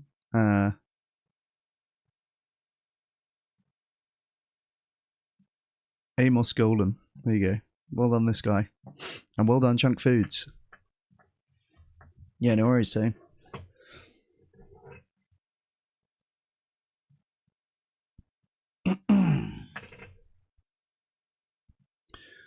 Right, this one is a little bit of a longie. Shall I start this now? It might be a bit late. Let me have a look at my messages real quick.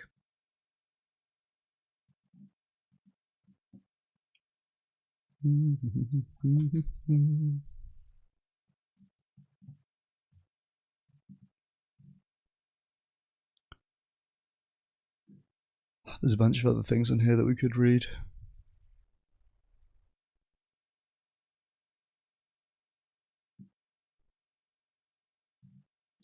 Maybe I'll do a bit of a quicker one now, and I will keep this deep dive in the back pocket for next time. Actually, you know what I want to have a look at is this Faunalytics Lens. This is a new tool from Faunalytics, which is an AI research tool specialized around animal advocacy research.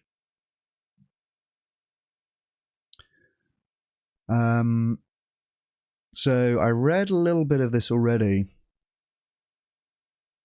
I won't read all of this now, but basically It's identified a few problems, common problems with AI for research, including hallucinations is obviously a massive one. Here we go. Yeah, so basically this is drawing only from the Full Analytics library, which has 6,000 entries of different studies related to animal advocacy that have been vetted and verified by humans. And it's not drawing from the wider internet. It's not introducing dodgy sources or coming up with hallucinations. So it has citations for every claim that you can click through to and see the study on the Full Analytics website. And it's animal aligned by design. The lens is built to be an animal advocacy researcher. It won't provide recipes for animal-based dishes or suggest hurting animals for pest control or conservation, but we will redirect such questions towards animal-friendly alternatives.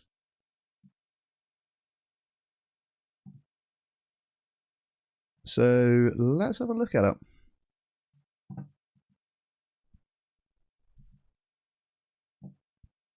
Night, Jeremy. I appreciate you joining.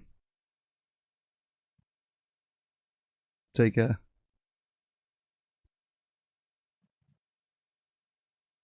Don't, Britta. Call up.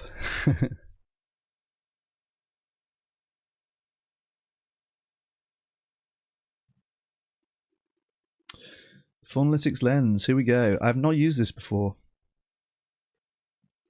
Full Analytics Lens is a research and synthesis tool that combines the capabilities of AI with a focused knowledge base of Full Analytics Research Library, original research, and other resources we publish. The lens can engage in conversation on any animal advocacy topic and provide data-driven insights tailored to your needs. Every response includes citations and will highlight research gaps where more data is needed. Let's go. Okay. Okay, so I'm going to put in my details so that it gets a bit more specific. Example questions. Are companies actually meeting their cage-free egg deadlines? What are the welfare differences between cage-free and conventional egg production? Interesting. We've spoken about that a little bit on the channel. Perhaps we could have a look at that. Do corporate animal welfare commitments lead to real farm level changes? Why don't we have a look at this difference between cage-free and conventional egg production? I think this is going to be a relevant question for us to look into. We've discussed this a little bit on the channel. So I've clicked that. It's now searching the library, reviewing the research.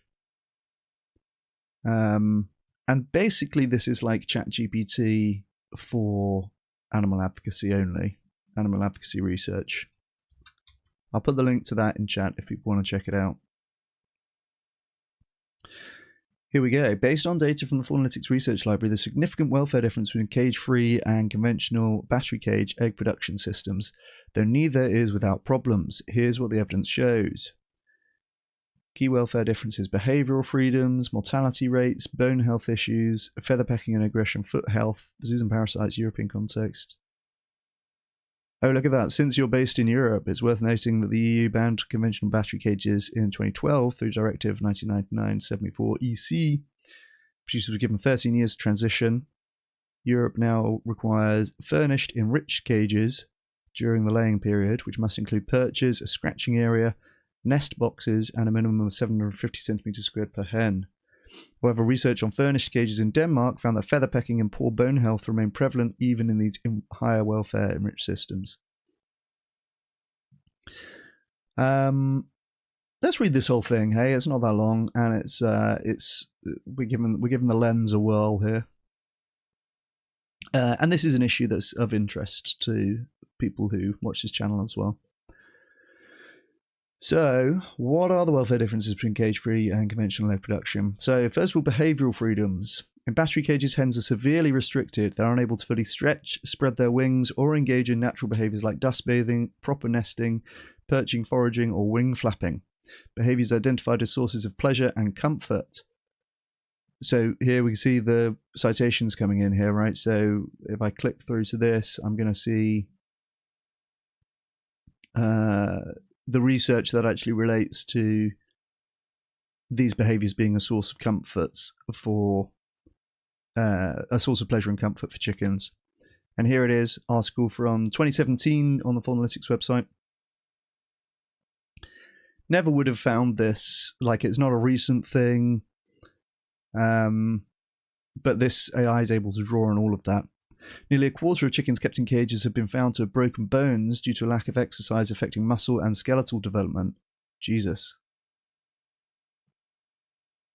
That's grim, isn't it? Reading about the details of this stuff is always pretty grim. Scientific evidence shows that hens in intensive confinement experience frustration, distress, and suffering.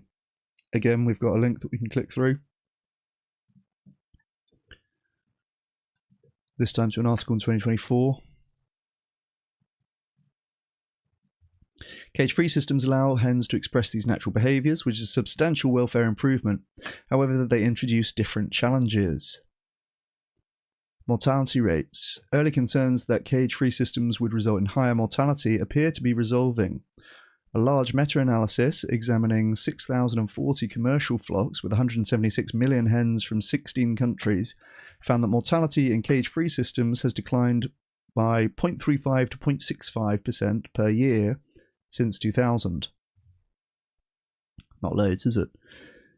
In recent years, mortality rates from cage-free systems have come in line with conventional cage systems as farmers gain experience with these housing types. Yeah, so this has been one of the criticisms, and totally fair criticism, of the cage-free systems. Actually, a lot of research suggests there's higher rates of mortality in the cage-free systems compared to the cage systems.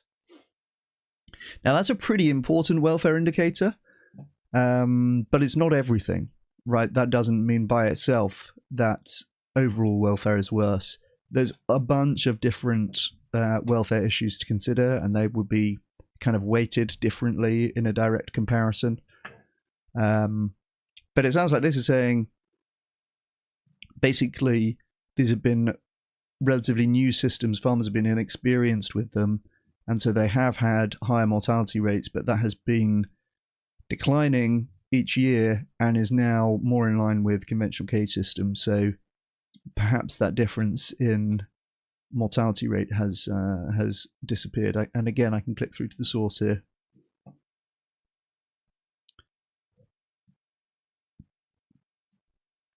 I guess I'm not going to go and interrogate that in all the detail, but I could. So that's mortality rates. Bone health issues. This is a critical welfare concern across all systems. Poor bone health affects hens regardless of housing type, and is believed to cause a major fraction of the total time birds spend in pain. In one 2020 study, a shocking 97% of cage-free hens showed at least one keel bone fracture, though 50% is more commonly reported. These fractures can take up to 8 weeks to heal, with some never fully healing, meaning hens may suffer for a significant portion of their lives. Hens with keel bone fractures also experience negative affective states akin to depression. Importantly, none of the housing system improvements seem to significantly decrease bone fractures. This is a welfare issue that persists across both conventional and cage-free systems.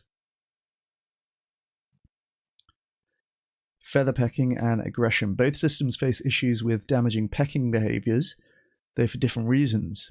In battery cages, stress from confinement and inability to escape leads to aggressive behaviours, pecking and cannibalism, resulting in injuries and feather loss. To mitigate this, farmers resort to beak trimming, a painful procedure. In cage-free systems, feather pecking remains a concern, but may have different triggers related to flock dynamics and environmental management. Recent workshop discussions emphasise that hen welfare doesn't stop at removing cages. Cage-free systems may still give rise to damaging behaviours like feather pecking and smothering, piling. Foot health. Interesting. This is seems quite a niche thing to be in the top half a dozen issues, but okay. The evidence is mixed. Some research suggests hens in conventional and furnished cages have less foot pad dermatitis and bumblefoot compared to non-cage systems.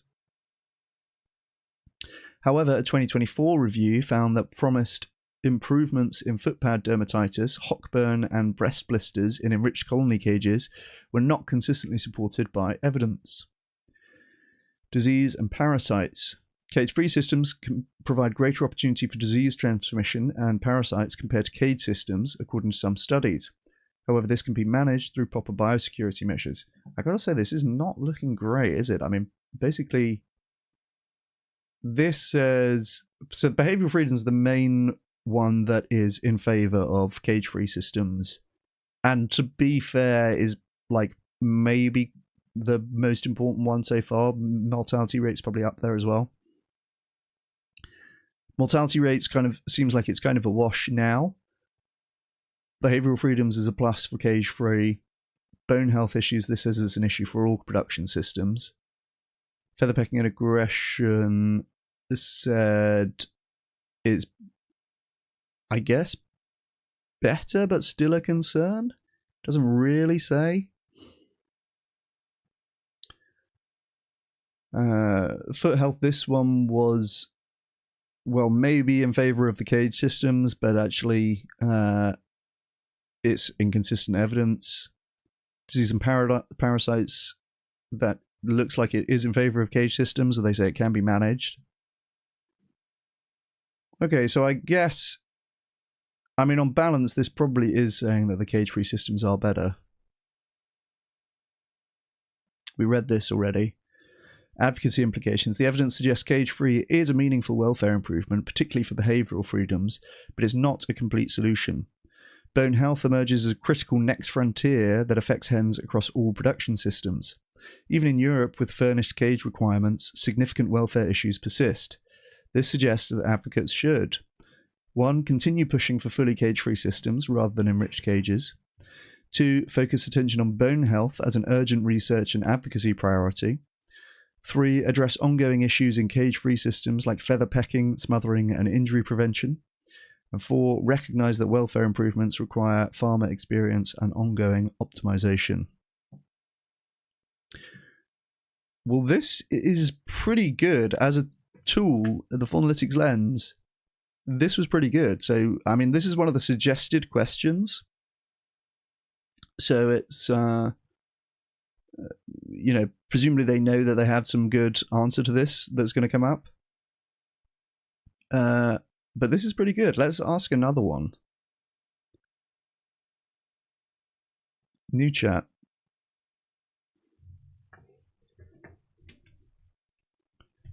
Oh look, we've got some other suggested questions.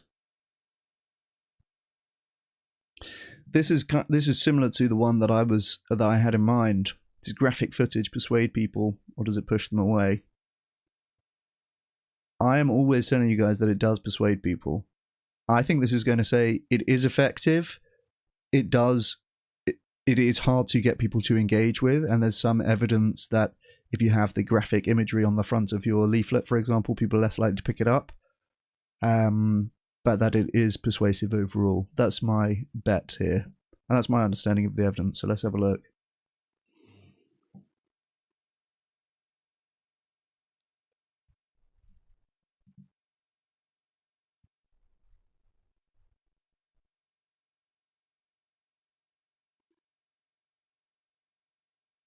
I'm going to vegan camp out, starting to think it's just YouTubers going. Yeah, I've never been to vegan camp out. I'm not a big camper. I'm not a big camper. I'm not going to say. Maybe I'll go one day. I don't think I'll go this year though.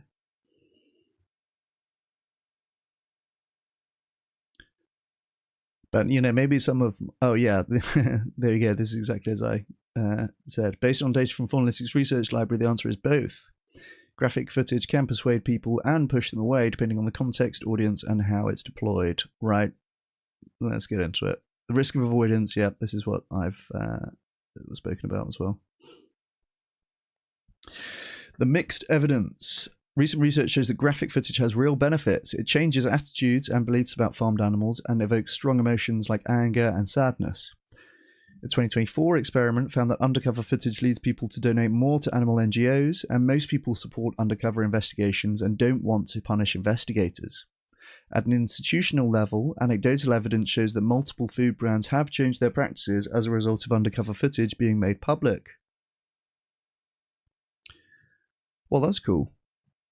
However, these same sources note that graphic footage stops short of changing behavior. Fulton's experimental research found that showing meat eaters graphic footage can change their attitudes and beliefs, but doesn't change their diet. A 2025 UK study on pork consumption found that cruelty appeals effectively evoke moral outrage and empathy, but they can also trigger defensive reactions, and enjoyment of meat remained a major barrier to change. So I don't think that either of these are evidence that it doesn't work at changing behavior. It would be quite difficult to detect like commitments to dietary change in the kind of study that is being alluded to here. It does shift the attitudes and beliefs, and these things are obviously upstream of behavior change to some extent on a long enough time scale.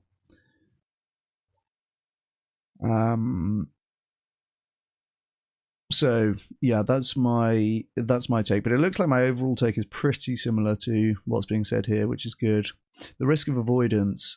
Research on the meat paradox explains why graphic imagery can backfire. When confronted with disturbing content, people often employ self-protective strategies, including avoidance, negation, and resistance. As a 2015 analysis notes, viewing disturbing slaughterhouse images can be a disturbing and traumatic education countered by these defensive mechanisms. Yeah, I mean, this is true. The avoidance thing is definitely real. Obviously, nobody wants to see this and will kind of go to lengths to avoid seeing it.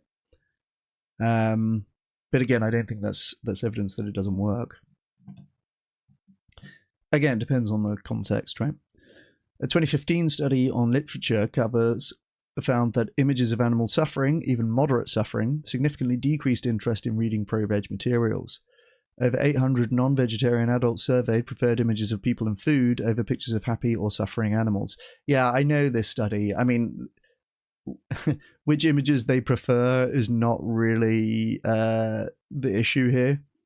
Now, this study did also have like rates of people taking the leaflets, basically, and that was reduced for the animal cruelty images. So again, it depends on the context. And again, to glaze Project Slingshot for a moment here. One of the things I like about that is that it's making it very difficult to avoid, because it's in this format where you're going to see the tube adverts, right? You can't really avoid that.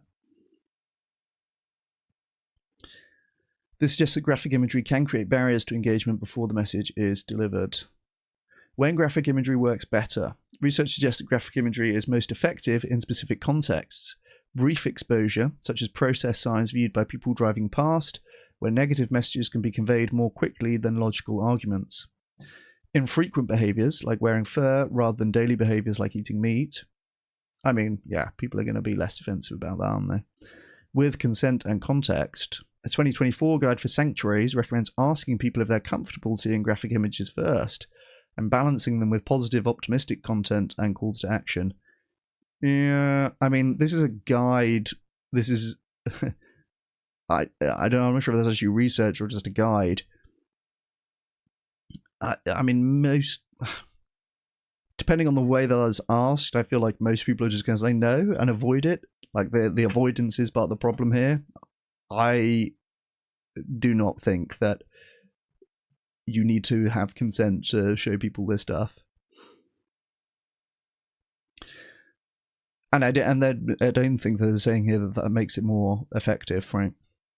Strategic framing. 2023 research on narrative suggests using images of animals after slaughter but before being fully processed into food can evoke visceral disgust without being seen as manipulative. While graphic imagery is generally met with defensiveness, this middle ground may be more effective. I don't like that this is kind of alluding to saying that the defensiveness is outweighing the benefit of showing it to people. That is not my read of the research. Practical recommendations. Based on the evidence, advocates working in Europe should... Okay, deep breath. Here's the conclusion part. Balance emotional appeals with practical solutions. The UK pork study emphasises pairing emotional messages with concrete, non-confrontational alternatives and accessible information about plant-based options. I mean, yeah, sure, like, yes, that's fine. Showing people there's another way.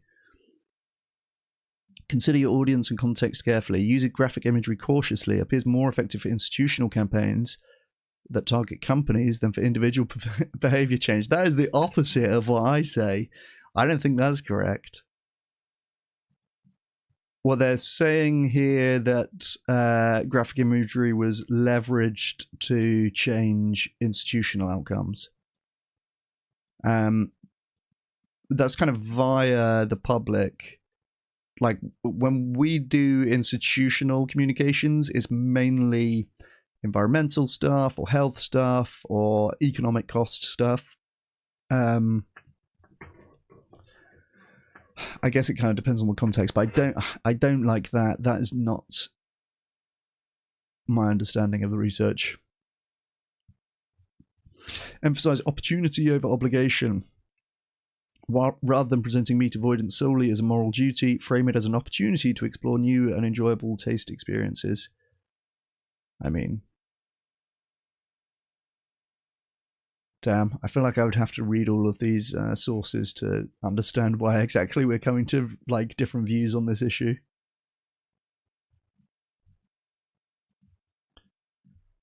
Where are we? Here we are. Use emotions strategically. Digital advocacy research shows that campaigns like Animal Australia's make it possible to successfully evoke emotions, sickness, horror, disgust, anger, sadness, while encouraging viewers to see themselves as fundamentally compassionate people who simply weren't aware, reducing personal blame. Yeah, well, that's something that Project Slingshot is doing very explicitly as well, right? It's like the narrative is the industry's hidden this from you. Don't rely on graphic footage alone. Studies on documentaries like Cowspiracy found they increased knowledge and changed attitudes, but didn't reduce meat consumption compared to control groups, suggesting documentaries and graphic footage work best paired with other interventions. The evidence suggests graphic footage has a role in animal advocacy, particularly for fundraising, generating public support, and institutional pressure, but advocates should be strategic about how and when it's used and should not expect it alone to change individual behavior. Yeah, I mean, yeah, that's kind of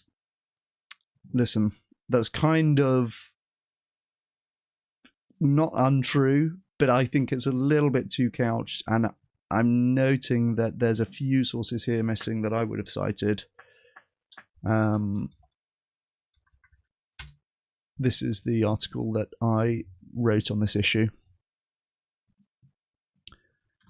which I won't read here, but I will link it in chat if people want to have a look. This is the table of comparing different forms of comparing experimental studies that compare different messages around meat reduction, and pretty consistently find that the animal cruelty message compared to environmental health messages are most likely to reduce intentions to consume meat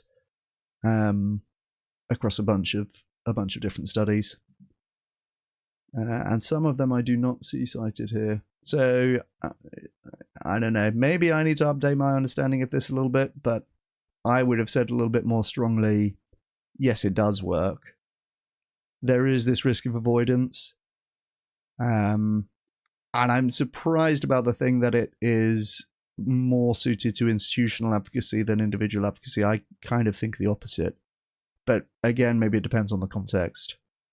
Kind of wish I had more time to read into each of those sources, but yeah, maybe another time. Anyway, gang, I'm going to leave it there because it is my dinner time. So I'm going to go and have some food. But thank you for joining the stream. I appreciate you guys watching, and I hope that you do check out the Faunalytics Lens. This is a really fantastic tool. And can help inform you about a lot of advocacy issues. We've just read about caged eggs versus cage-free and about graphic imagery in animal advocacy. And, you know, I learned a thing or two on both of these, and these are all grounded and sourced to Faunalytics approved studies. So this is a pretty powerful resource, I would say. You know, if you're planning anything in advocacy, why not go and ask the Lens about it first? I think this is a really fantastic tool, so I recommend people checking it out. Thanks again for watching, guys. I appreciate you. Thank you, Martin. Thank you, Tone. Thank you, Bretta. Thanks, Poe. Hey, nice to see you, Poe. Hey, Martin. Thank you for watching. Another Damn Vegan, and everyone else who is here also. Sabby Coops and Bretta, Jeremy. I appreciate all of you guys joining and tuning in. And I will see you next time. Take it easy. Cheers.